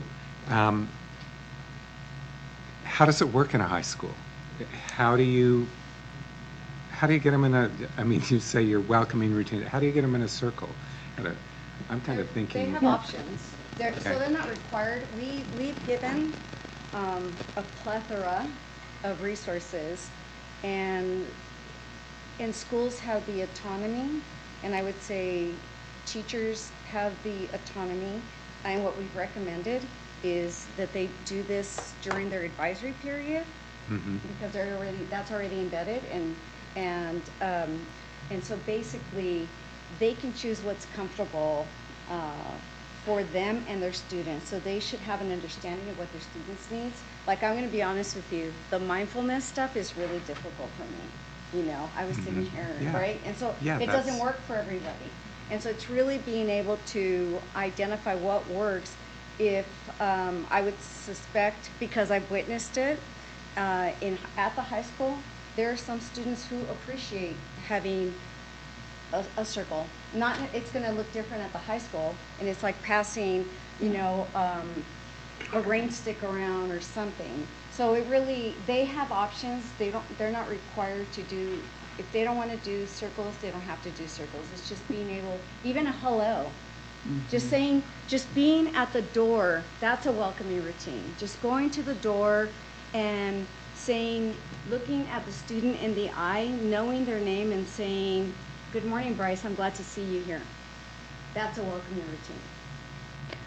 And they can be beyond feelings and emotions. We have a huge book called Circle Forward that's about team building, that's about sharing, sharing items, cultural items. They have circles about re-entry into the classroom. They have academic, like what kind of goals are you setting? How are you feeling about today's lesson? Different types of things that don't necessarily have to be specific to feelings, because we do know that not all kids are going to want to share that publicly in the classroom. But as things do come up, even when you're, like you said, talking to the younger students, sometimes in those check-ins, you find out, you know, that a student's pet passed away, or like, you know, like major. My grandpa's really sick or something, and that has really distressed them. And I mean, it's really wonderful to watch the other children go, "Oh, I'm sorry for you," or I mean, I understand that, but I didn't know how it worked on the high school level. And yeah, I think when it's part of a routine too, that makes it easier than if there's just an event and then we use it. If it's something that is normalized, and I think we're seeing that more and more as teachers have been implementing. Students are definitely using it more as a tool, and teachers as well. I'm so glad you said that, because that was part of the discussion that the superintendent and I had is normalizing our discussions and about mental health and about these topics that you deal with on a daily basis. I think we also talked about how, well, the data that you presented, Stacy, isn't necessarily specific to our district, but it's a good indicator of where our students might be. And we talked about how it's overwhelming to think that that this is what the data looks like for students in our neighborhoods and in our county. And I think just part of normalizing it is just talking about it more, you know, and creating that space more, and modeling, you know. And I'll go on a stretch here to say that I've managed anxiety and depression my whole life, and what a unique opportunity we have in our schools to not only normalize but to teach kids the skills and the mechanisms to cope that have benefited me in my success. Right? It's not a hindrance in my life. It's something I manage every single day, sometimes with every single word I say. But how do we continue to normalize this and teach our students the skills that I've developed over time? Not necessarily they have to follow my skills, but how do we teach and educate kids about what's available and what those things look like? Yes, thank you so much for sharing, because that is the intention, is for students to understand what resources are available, for students to understand how to support each other, for students to cue in, like in Hope for Utah, and understand, oh gosh, I'm hearing this, I'm not going to keep it inside, I'm going to go ask and help direct my friend for help. And they really do use these tools, whether it's square breathing or taking a minute to relax or listening to music. Really building their toolbox can be very helpful because, as we can see in our data, so many students, and even in our small mental health surveys, it's kind of astounding how many students are getting services directly after that survey. We're doing it in very small chunks to make sure that we can offer those services because they have come up in pretty large quantities. So next, I'll talk about the resources that we have. And I'm so lucky to work with student services and the most amazing, we connect with all the 68 to 70 counselors across the district. We have 14 district social workers. We have well-being teams in our school. We have partnerships with Odyssey House, so you can see on the website, where students can access telehealth or they can access it in person at multiple locations in our school. So this team of people, and each of these actually in your document are links to information too. So if you're interested in diving a little bit deeper into each of those, please feel free to do that. And then in our community, our other local agencies, we have the VOA that teach the Insight and the Guiding Good Choices class. We have Peer Court. We have Promising Youth Program. We have a lot of community agencies and support to wrap around services and try to fit in and have some parent education as well. Have you guys ever had data, like, because it sounds like all of this mental health is stemmed either student v. student or student, from home, the mental health. Like, have you ever had issues where it was student faculty stress? Good. So how do you address that? Because I'm just going to say, from experience, not from experience, from my constituents, I've had quite a few family members who have reached out, like this school counselor thing, right? Because of the community they come from, the ambition of the family is to do a certain program, but the school counselor tells them, oh, no, don't go that route. That can cause a distress, right? Like on that child and being like, why? Like, oh, okay, my counselor said I can't do that. That could cause some type of mental health, right? On top of that, parents from our community will go to parent-teacher conference and the child has an F. You go and talk to the teacher and the teacher goes, but he's such a nice kid. So is he failing or is he not failing? Like, what's the message you're trying to send the child from the community? Like, I'm just thinking of possible stressful, situations that.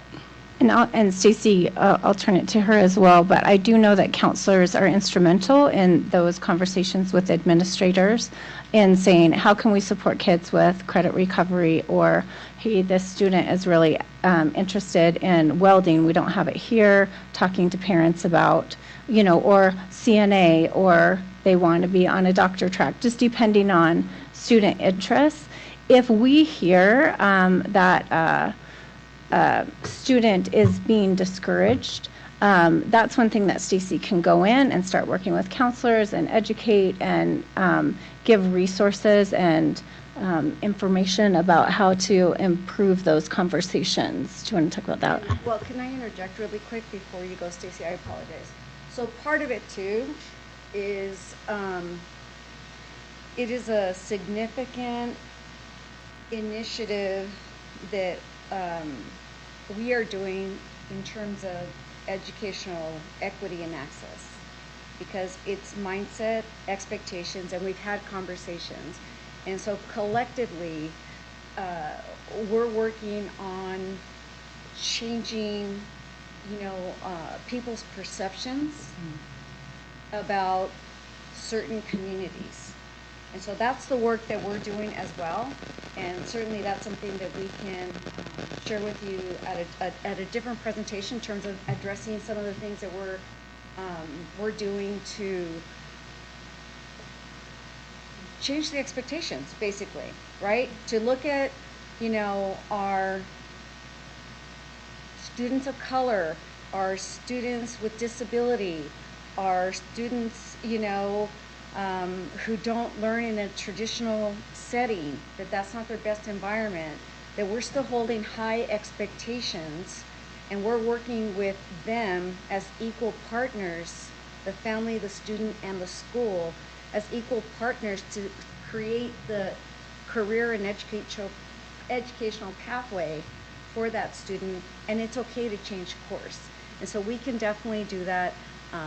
I would say just, if any of you hear from your constituents, and they're experiencing that, the very first thing that they should do is bring it to their designated administrator's attention so that they're aware. Because a lot of times when I was at East High as an AP and a principal at Jackson, if I didn't know, I didn't know. And now, after the fact, 6 to 10 years removed from either of those locations, now I have families coming to me and saying, did you know this? And I said, I didn't know that, and I'm sorry you experienced that, and I wish you would have told me. And it kind of speaks to what the superintendent has been having a conversation with all of us about in terms of our family and school partnership effort, and our responsibility to remind parents that they're their number one advocate for their students. And, and they should feel proud, and they should be courageous, and, it's okay to ask questions. And so we're also working on that. But it's a lot of things are work in progress, but a lot of things are happening right now too. So sorry, I just needed to share that. No, I appreciate that. Yeah, and I would just say that a counselor's job is to help students advocate for themselves, to help them achieve their dreams. And I've had a lot of parents call me about counselors because I work with all the counselors. And lots of times it does come down to, like, a counselor said this and a student took it this way, and it just needs a little bit of finessing the communication. But if that's happening, that shouldn't be happening, and that needs to be taken up the line somewhere to resolve. And some of the things that we have been working on collectively with counselors as the experts in each of the schools is book studies like Belonging Through a Culture of Dignity. Dr. Guido has come and presented to them all year. We have monthly presentations. Prior to that, Dr. Gutierrez also did those monthly presentations and book studies. So there is an ongoing effort with that, and the expectation is that then counselors could work with administrators to do a counselor corner in every staff meeting and share this applied educational neuroscience, trauma-informed practices, college and career readiness. Those types of things should be shared out at faculty meetings to also help talk to staff about the same topics. Yeah, I was just going to say, we didn't receive this presentation. We just got the Dignity Index materials. So I admit that I'm not totally prepared for the full scope of this conversation. But this does segue what Jenny's raised to my question about that Dignity Index and initiative, which it maybe also segues us along with where you need to get before the night is through. But my real question is how we align the processes of the Dignity Initiative with our G19 and 20 process when people do experience discrimination and harassment. So you've raised issues where maybe there's discriminatory behavior, or we hear from our constituents different things that have happened to students or parents in our schools. And it doesn't always feel like that process is clear to families, even though it's sent home as a paper document at the beginning of the year, and when principals do or don't initiate that process when things occur in school. So I think we can talk about all the things we're doing really well, but what happens when that discrimination and harassment occurs, and how can we ensure that as part of this work, what we're also doing is implementing those board policies with fidelity?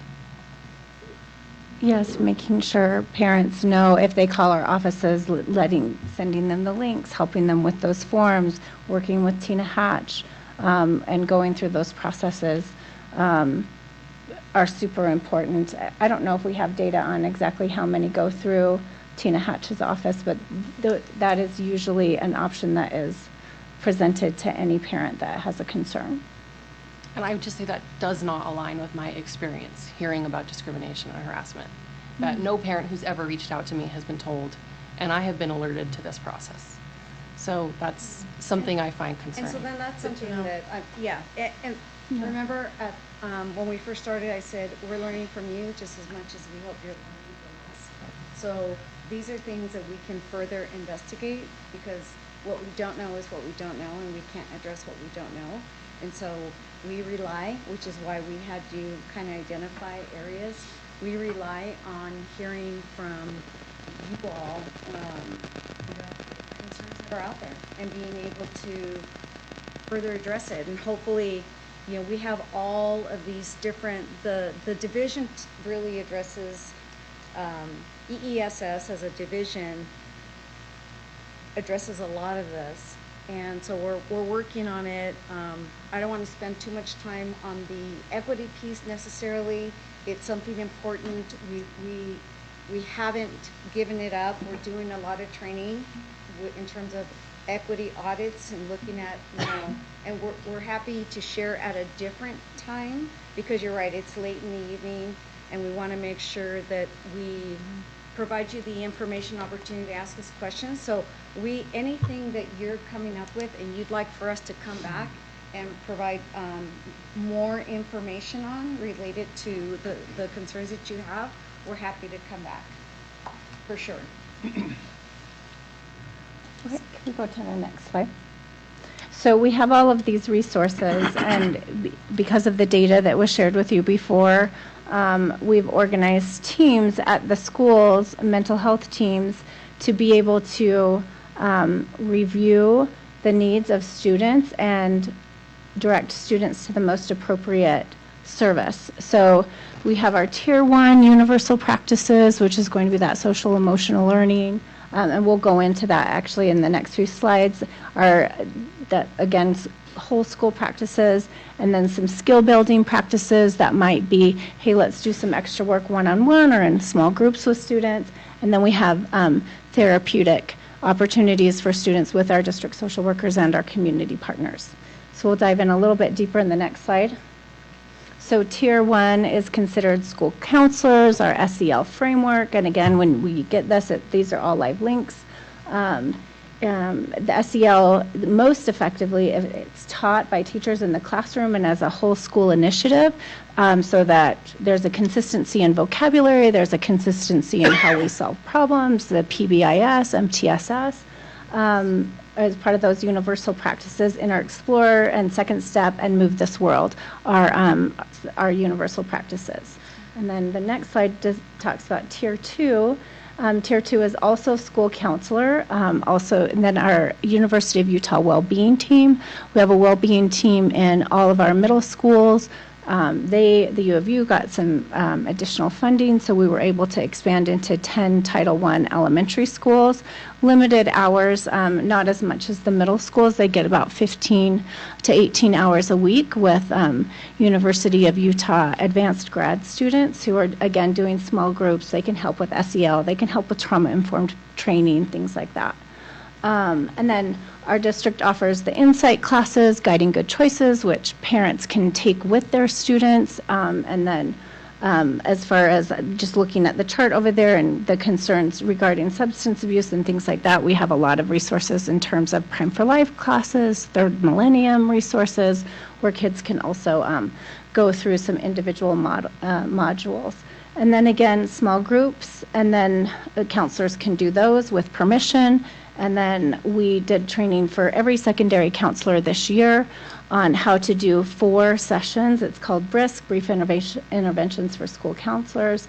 And they can do 4 specific sessions helping a student build a skill. And they had coaching on that throughout the first 3 or 4 months of the school year. And then Tier 3 is that therapeutic level, if we can go to that slide. And that is our district social workers, they provide 8 to 12 weeks, and in some cases, if they feel like they need to go longer, they will do that as well. Or they might refer out to Odyssey House for more long-term services. We have an amazing team of counselors and social workers who do crisis follow-up with each school. We've had, last year we had more than 17 incidents that we took a crisis team out to schools. This year we've had 3 or 4 so far. And then also the U of U stabilization and mobile response and crisis outreach teams. And that stabilization and mobile response is an awesome program where they'll even go in and do parent coaching for free. So we've referred a lot of parents to that as well. And then, of course, our well-being teams. So the mental health teams at the schools, which will be all of the players everything that is offered in each of the schools, they'll get together. It's different than the SSC. It's very focused on mental health and well-being. And then the social workers will also do monthly reports back to administrators to let them know how many sessions, if kids are ready to close out, if they're ready to step back down to the counselor. So there's a flow so that students can get services till they're back down to the universal services. And some kids will come in and out over different years. We try to have social workers in feeder patterns so that if they met a kid in elementary school, they might also see them in middle school if something comes up as well. So just kind of build that relationship and rapport with families as well. So that, next slide please. So that's it. That's our piece of the puzzle, student services and counseling. Thanks. I can go really quickly. So SEL is a huge component of this. You can move forward. We base our SEL programming off of the Castle framework, and so that is just indicated here. We use all 5 pieces of this: self-awareness, self-management, responsible decision-making, relationship skills, and social awareness. And if you move forward, so what this looks like in our schools is that we ask every school and every teacher in every school to use the SEL signature practices. We also guarantee that every student receives 40 minutes of explicit SEL instruction a week, regardless of whatever other interventions they're receiving. And then we also offer adult SEL supports, some of which you experienced tonight. Move forward. And those signature practices, again, are welcoming routines, engaging strategies, and an optimistic closure. So you notice that when we started, we used a welcoming routine, did some mindfulness to kind of help center everybody. We're trying to do engaging strategies by having you work with us and get you up and moving. And then you'll see an optimistic closure before we're done tonight. You move forward. We also have 8 behavior specialists in our district. And so every school is assigned 1 behavior specialist, and they get a full day per week with that behavior specialist. They really specialize in providing tier 2 supports. So they'll assist in writing behavior plans, in collecting data, and in supporting classroom teachers in implementing some of those interventions for students who are struggling with their behaviors, or for classrooms that need whole classroom support. And that, you can move forward, is the SEL piece of the puzzle. So I'm here to talk about our Dignity Initiative, and I am so excited to debut some of the ways we're thinking about this and where we're going with this. Sam, can I get the next slide? This is Dr. Donna Hicks. She's done a lot of pioneering work on the concept of dignity. We thought it might be beneficial to start with a definition that she kind of puts forward. This is about 3 minutes.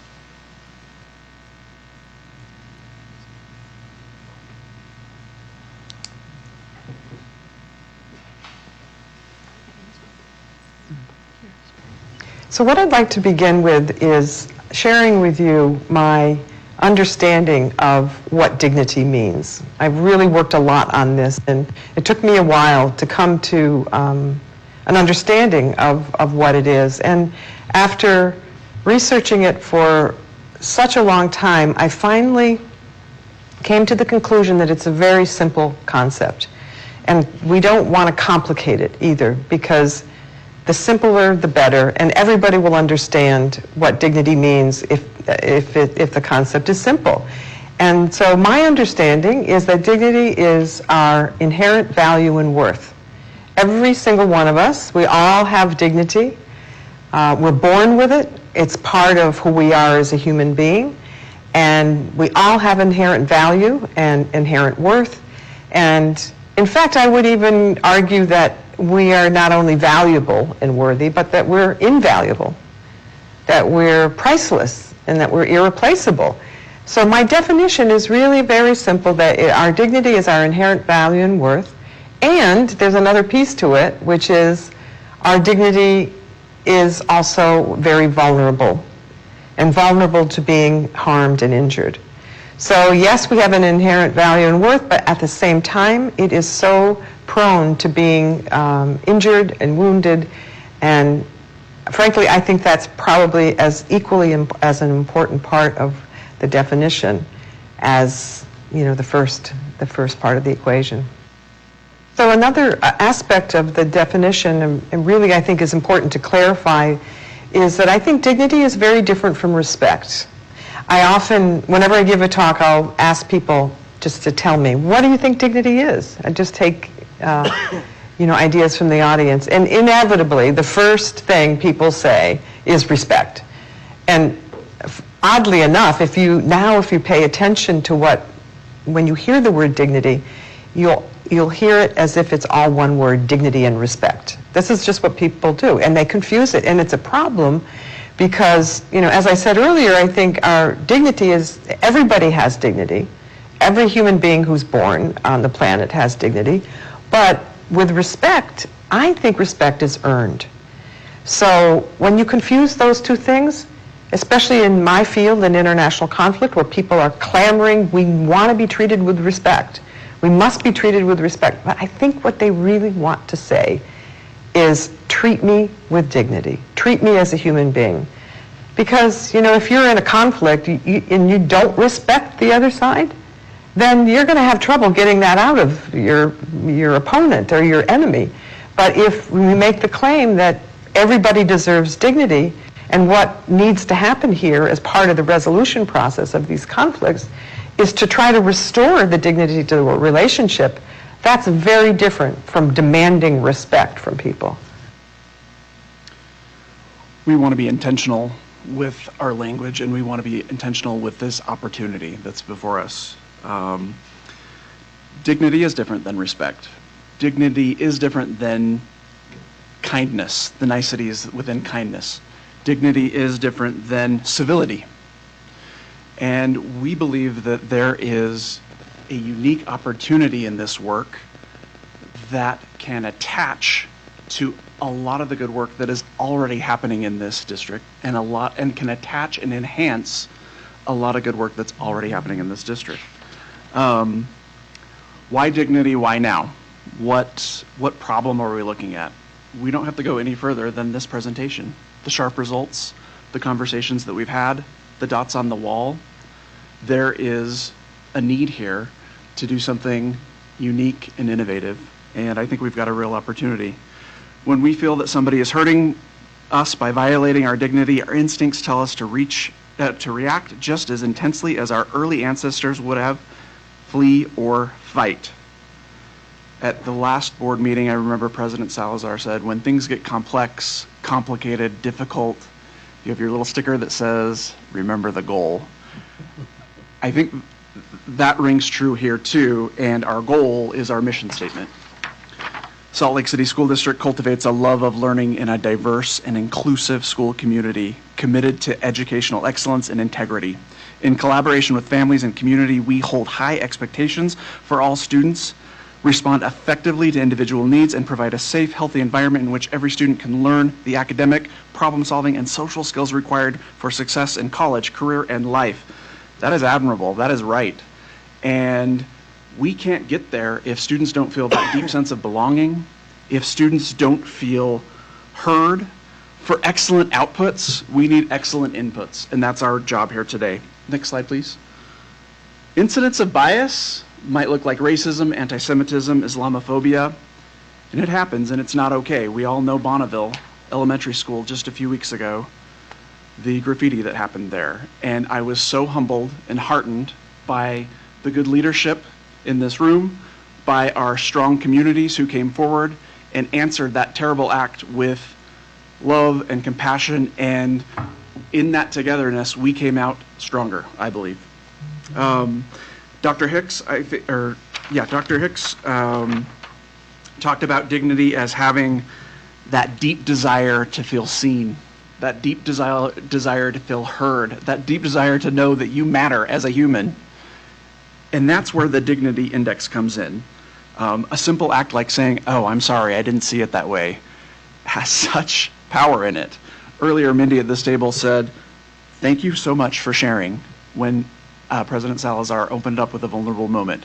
That exchange was powerful. We want more of that, and we need a framework, we need a tool, a new tool in our tool belt that can hopefully help garner some of that momentum in a positive way. Let's go to the next. This is Mr. Schreiber, who is the CEO of Unite, and we're basing a lot of our work on the dignity off of his work. This is him at the University of Utah graduation ceremony. Sure, contempt can make you rich. Contempt can get you elected. Contempt can make you powerful, can give you false friends and cliques and lots of likes. Yeah, it works. But it doesn't solve our problems. Nothing is less faithful than treating other people with hate. Nothing is less practical than humiliating others, and nothing is less American than hating your fellow Americans. And Sam, next slide. Sure, contempt can make you rich. So introducing the Dignity Initiative here in Salt Lake City School District. Contempt causes division. Dignity eases it. Contempt can create violence. Dignity reduces it. And contempt can help solve problems. Excuse me. Contempt can cause problems. But dignity can help solve problems. And next slide. I think the task at hand is a teaching moment for our leaders, for our educators, and ultimately for our students to be able to recognize it, realize it, and then take action with it, because dignity can be a beautiful thing. Next slide. This is a preview of our index, and we have the new fancier version. Did y'all get, was this in your packet? Okay, wonderful, wonderful. We were intentional about this, and you'll notice it's a bit of a heat map. Our friends at Unite, and Dr. Grant, please jump in if you see a. Okay. No. Our folks at Unite, our friends at Unite who are pioneering this work in higher education, they've noticed some interesting things that as they've engaged college students in this work. Number one, the index, it has an electrifying effect. It is interesting to folks. It's new. It allows them to lean in, and as they learn about it, it has what they're calling a mirroring effect, meaning sometimes it might be at first blush a way to maybe judge others, but as they do the work, it turns out that it's a way to be reflective and look inward and think about your own actions, language, and behaviors. And then also, it's an agency, there's an agency magic to it, where it empowers students to use better language and be more intentional. Next slide. So keep it 8. Our 8 is kind of our where we aim to be. That's the most inclusive, that's the most dignified. I treat everyone with dignity. Everyone is born with inherent value. I listen, engage, include others. We can disagree with dignity. So what this looks like, and we're going to be rolling this out in the coming weeks, is we've already rolled out our dignity symposiums in the fall. I'm really proud we had refugee families that we serve from Rwanda, Somalia, Ukraine, and Afghanistan, and they were able to share about their lived reality. And afterward, we then invited community experts to come and talk about the macro scene and what's going on and what the latest research is showing. We're continuing this, and we're having a quarterly Dignity Symposium series. We also have briefings for leadership. We have professional learning opportunities that can align with this work. And most exciting is once we have these printouts and materials for our schools, we're encouraging them and helping them along with making it work for their local communities. So I can't tell you exactly what it's going to look like yet, but we have some ideas. We have Dignity pickup lines, Dignity starters. We have the 678 Club. We've got the bracelets. These are from Hillside Middle, where it has Keep It 5 and Above. So this tool is kind of a way to help us connect and honor that value that we have in one another. I do want to say what this is not. This is not a wholesale replacement for equity, access, looking at systems-based thinking. That is still part of our task. So as we adopt this new tool, we are not saying goodbye to other critical, gritty, hard-to-see problems and challenges that we still deem very important. And then the next slide. We had an opportunity. I was out of town for this opportunity. There's some fabulous characters in this picture. Dr. Bunduya, do you want to explain? Were you at this event?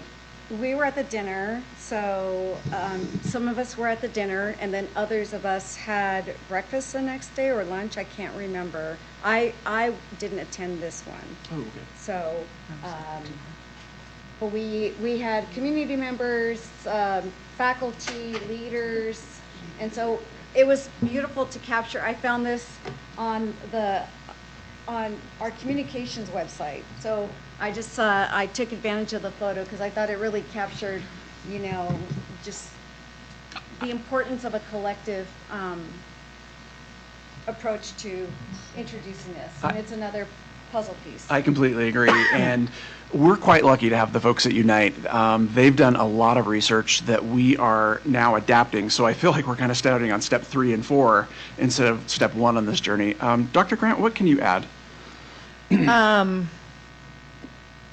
Thank you so much for this. I want to add this. I think you rushed over this too fast, all right. Robert. And the reason why I do is we're going to lead out as a Dignity District. It's not been done this way before. The team presented this to Tammy Pfeiffer, there are 3 people who are part of Unite that created the Dignity Index. Tim Shriver, Tammy Pfeiffer, and Tom, I forget his last name. Me too. Tom's the one who's done this. All 3 of them said this work of adapting. Josh Hurt. Thank you. What the team has done is taken the Dignity Index and written it for schools. This is the first time this has been done like this. They were thrilled. They were absolutely thrilled. And it takes it takes an understanding and a sensitivity to the nuance in all of this, and they worked with the team at Unite to make sure this represents their language well and things. But this is really moving this in a remarkable direction. And so just want to give a shout out to the team that way about some of the things they're doing to make this more applicable to schools than to just political discourse. So I'm so proud of this. We're hoping to get Tim Shriver here again, helping us in the district and things. But what they're doing with this and moving on, and certainly what schools are doing, like Hillside and creating the bracelets and other schools and just leading out in their own way, it all works. And so please notice the language in this because they worked hard on that and I think really captured something. So thank you. They'll look much better than this. We just had to. This is kind of a We're prototype. working on a huge campaign. And we'll work and with launch. Unite too on designing these as well. Thank you, Dr. Grant. And we're going to give like copies of these to students. Yes. In fact, we want big, like, door size things on the walls. We want poster size. We want these to hand out to students and Pocket size for their. perfect. That's perfect, yeah. Swag, lanyards, all that sort of stuff. And embedded in this work is a teaching moment. Contempt is a big word for adults. So when we're talking to elementary students, there's going to be some teaching behind it, and there's going to be some understanding behind it. But I think, again, I think the levels here, and then the reflective work that can happen in a moment when it's a common language used in our schools, I think it's a powerful opportunity in front of us. Next slide, please. We're almost done, promise. It's really important. It's an important conversation, and so sorry that, ours is the longest. Now, Tiffany can kind of... I think you got to look at Alan next, though. Thank you. It was definitely a 7. But she kept it 5 and up. Yes, you did. So then, in order to strengthen our work, we really thought as a team, what do we need to convey in terms of further conversation? So we definitely need to fully implement not just the Dignity Index, but our version of the Dignity Initiative. And so we're working on that. We've created a toolkit. We're collaborating, of course, with Dr. Grant and Unite, because we can't do anything without their approval. It's proprietary to them, and so we're honoring that.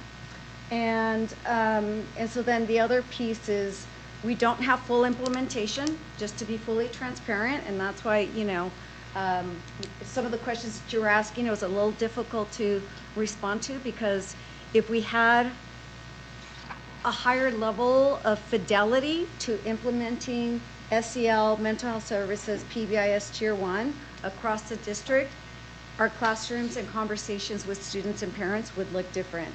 And so that's something that we need to do as well. Increase.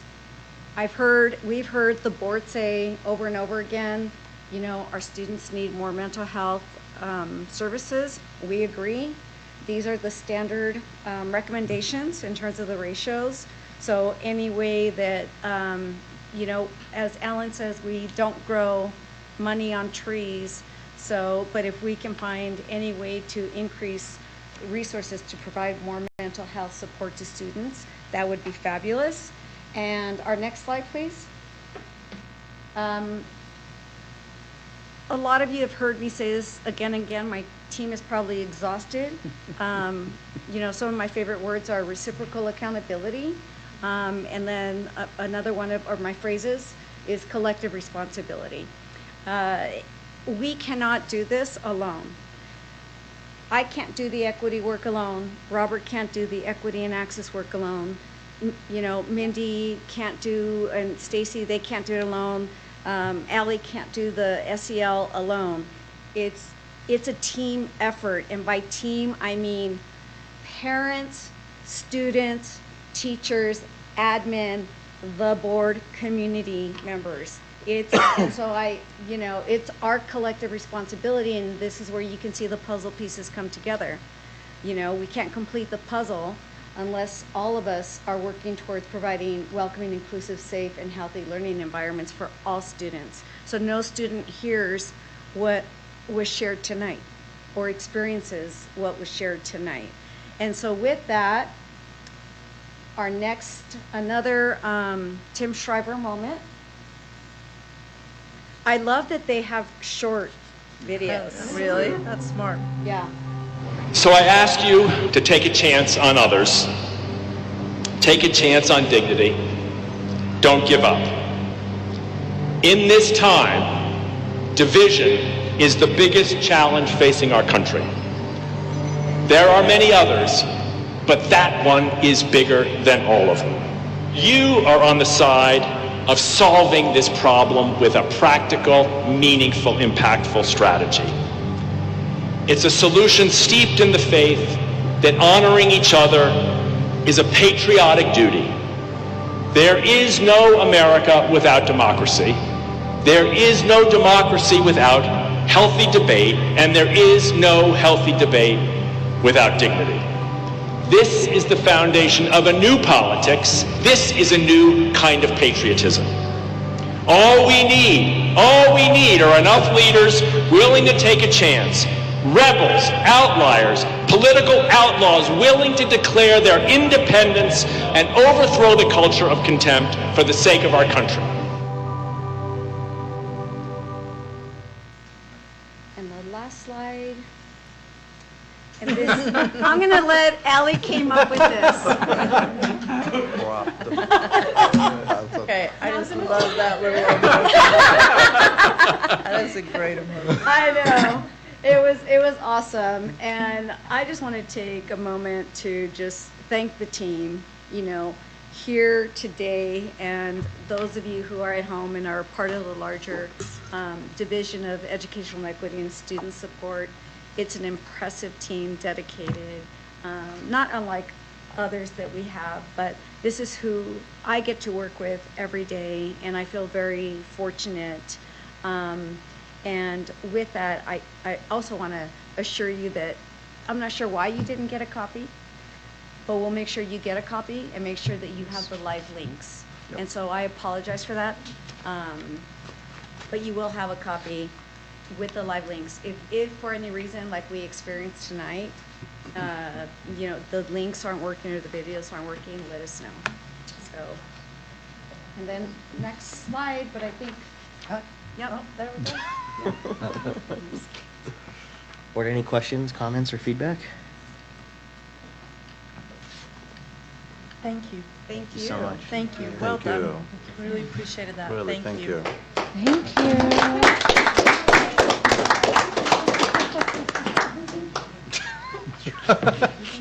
That concludes our study session agenda. Now we'll move on to the superintendent's report if needed. I do have a report just to thank particularly the two teams tonight for presenting in the study session. And thank you for the time that it's taken to get to that and put all that together for the board. I appreciated that. I wanted to give a quick, I'm going to try and be fast here, update on transition activities.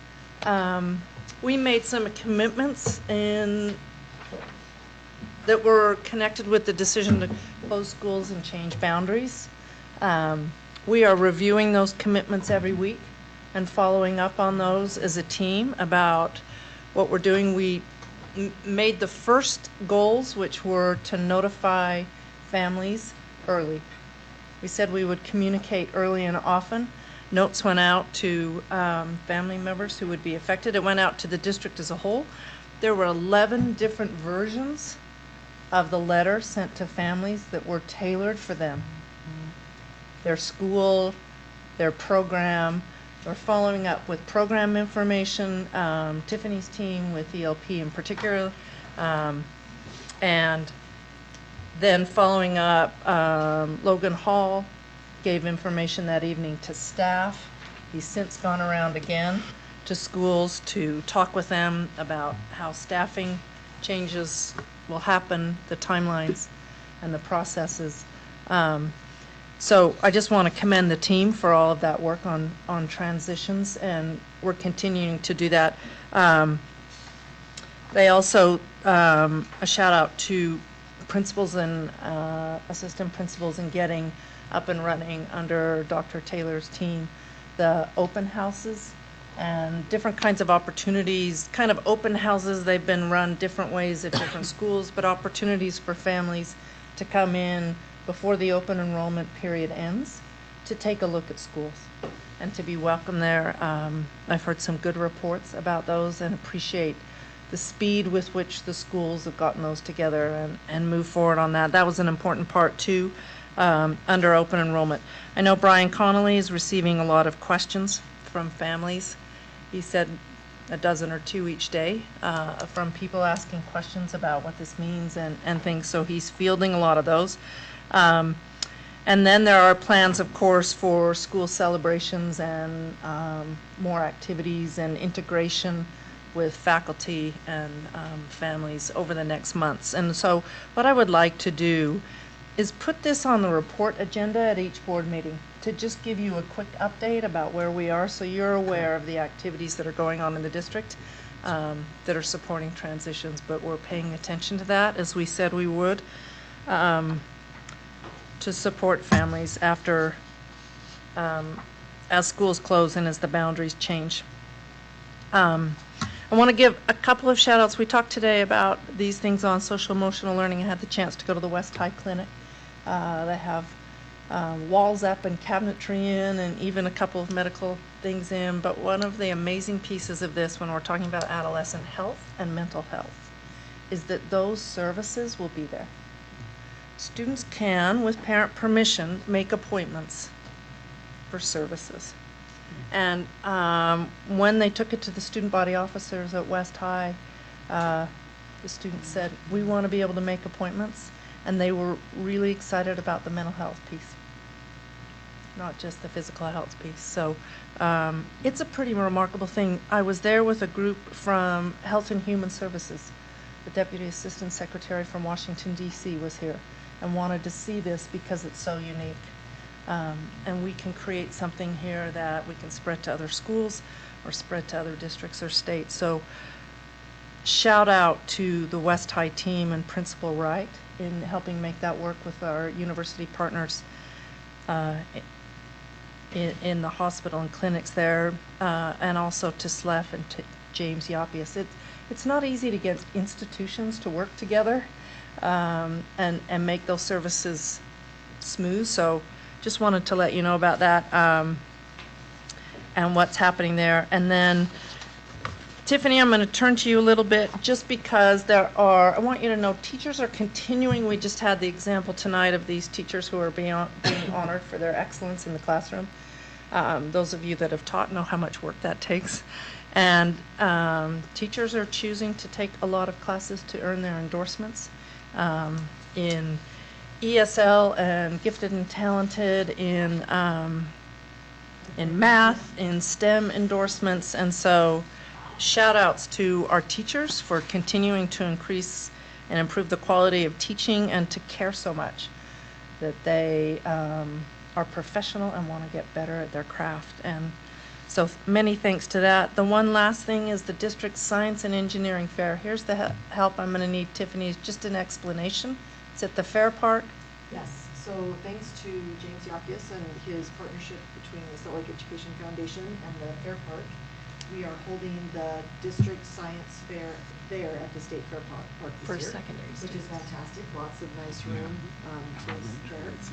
And the awards ceremony will be on Friday night from 5:30 to 7:30 at the Fair Park. If you would be interested in coming and seeing some excellent presentations, and we have some great judges from school, and we have teachers and administrators and parents and community members that are helping us judge. So it's a very exciting time. Could you repeat the date? What's the date on that? February 1st, Friday, February 1st. But the elementary school district fair is virtual, and there are sign-up opportunities for judges for all three. That there's different grade levels, and 2 of them are virtual, and upper grades is at the Fair Park. Great. That's it for me. Thank you, Superintendent. Board member reports if needed. I have things. All right, Sorry, Angie. I know it's late, but I got to do it. The Finance Committee had our first risk assessment report from Eide Bailey, which is the firm selected from the RFP for our internal audit. And so for everyone's awareness, they took a broad look across all of our departments and identified areas of risk and reported to the committee on the next steps of the audit. Following that meeting, the RDA committee, which comprises Christy, myself, and other staff members, met with RDA staff. And as a reminder, RDA stands for the Redevelopment Agency of Salt Lake City. We discussed our district concerns around the terms of past project areas, and some of those concerns being cemented by changes to state code, which allowed for a concept called tax increment financing to be conducted around transit zones in a new way as compared to the past process of RDA areas. And next, our business administrator, Alan, and our director of finance, Christy Hart, will follow up directly on staff with other items. And we have a plan they have a plan to reconvene again soon, and we will reconvene in March following the next finance subcommittee to share ideas about that new situation. And my last committee assignment, human sexuality, will meet later this week, and we'll hear a presentation on the maturation curriculum from a nurse who is a staff member. I did also have science fair on my agenda to share, which is why I knew there are some opportunities for judges to also volunteer virtually. I did want to say that We do continue to have unequal participation across our district geography at both the elementary and secondary levels. And part of this, in my perspective as a longtime parent coordinator and current judge, is because we require schools to take an extra step to opt in. And I would really like our district to have a growing vision for how to remove barriers to access for things like science fair, history fair, and debate, as well as secondary level competitive opportunities. By my count, growing that vision would be critical for 8 components of our strategic plan, and it's something I'd like to take a deeper dive into in the future. I consider everyone to take a look at those judging opportunities because volunteer needs are the #1 challenge to running those, and so we appreciate the staff who do it. Thanks. Thank you, Board Member Anderson. Board Member Jensen, anything to report on? I do. First, last one that I would let you know which day we were assigned for Day on the Hill, and that is February 23rd. The other date is February 8th, but we're not in that group. We're the February 23rd. Then the policy subcommittee will be meeting next week on January 30th. We will be looking at F2 purchases, G3 wellness, G9 outdoor air quality, G17 political activities on district property, G24 gender inclusion, G29 websites and social media, I12 human sexuality education, P7 searches and inspections, S8 mandatory reporting of child abuse and child endangerment situations and mandatory training. So I just appreciate that we were able to have this study session today because, I mean, it does inform what we do when we're in those meetings, and I appreciate that. I was also going to make just a comment on the science fairs. I've been a judge as well, and it is online in the elementary schools. My understanding is when it goes to the regionals, so those that move on, that will be at the University of Utah for the elementary school. Thank you, Board Member Jensen. Board Member Sika? No, I don't got anything. Board Member Babe? Vice President Williams? Student Board Member Evans? I would just like to say congrats again to Carrie. I actually have known her for, I think, 12 years now. She was the math coach at my school when I was in elementary school, so congratulations to her. She deserves it, and also congrats again to my mom. She's all right, I guess. Excellent. Thank you. And I don't have anything to report either. And I will go ahead and call the meeting adjourned. Thank you, everybody. Thank you all. Thank you. Thank you, guys. Whew. Okay. This reminds me of COVID time. Yes. Oh, really? You don't need to write notes. Oh, I have a random question I was going to Yeah. ask. All right. Sorry to overload you guys. Can I just know the answers to these?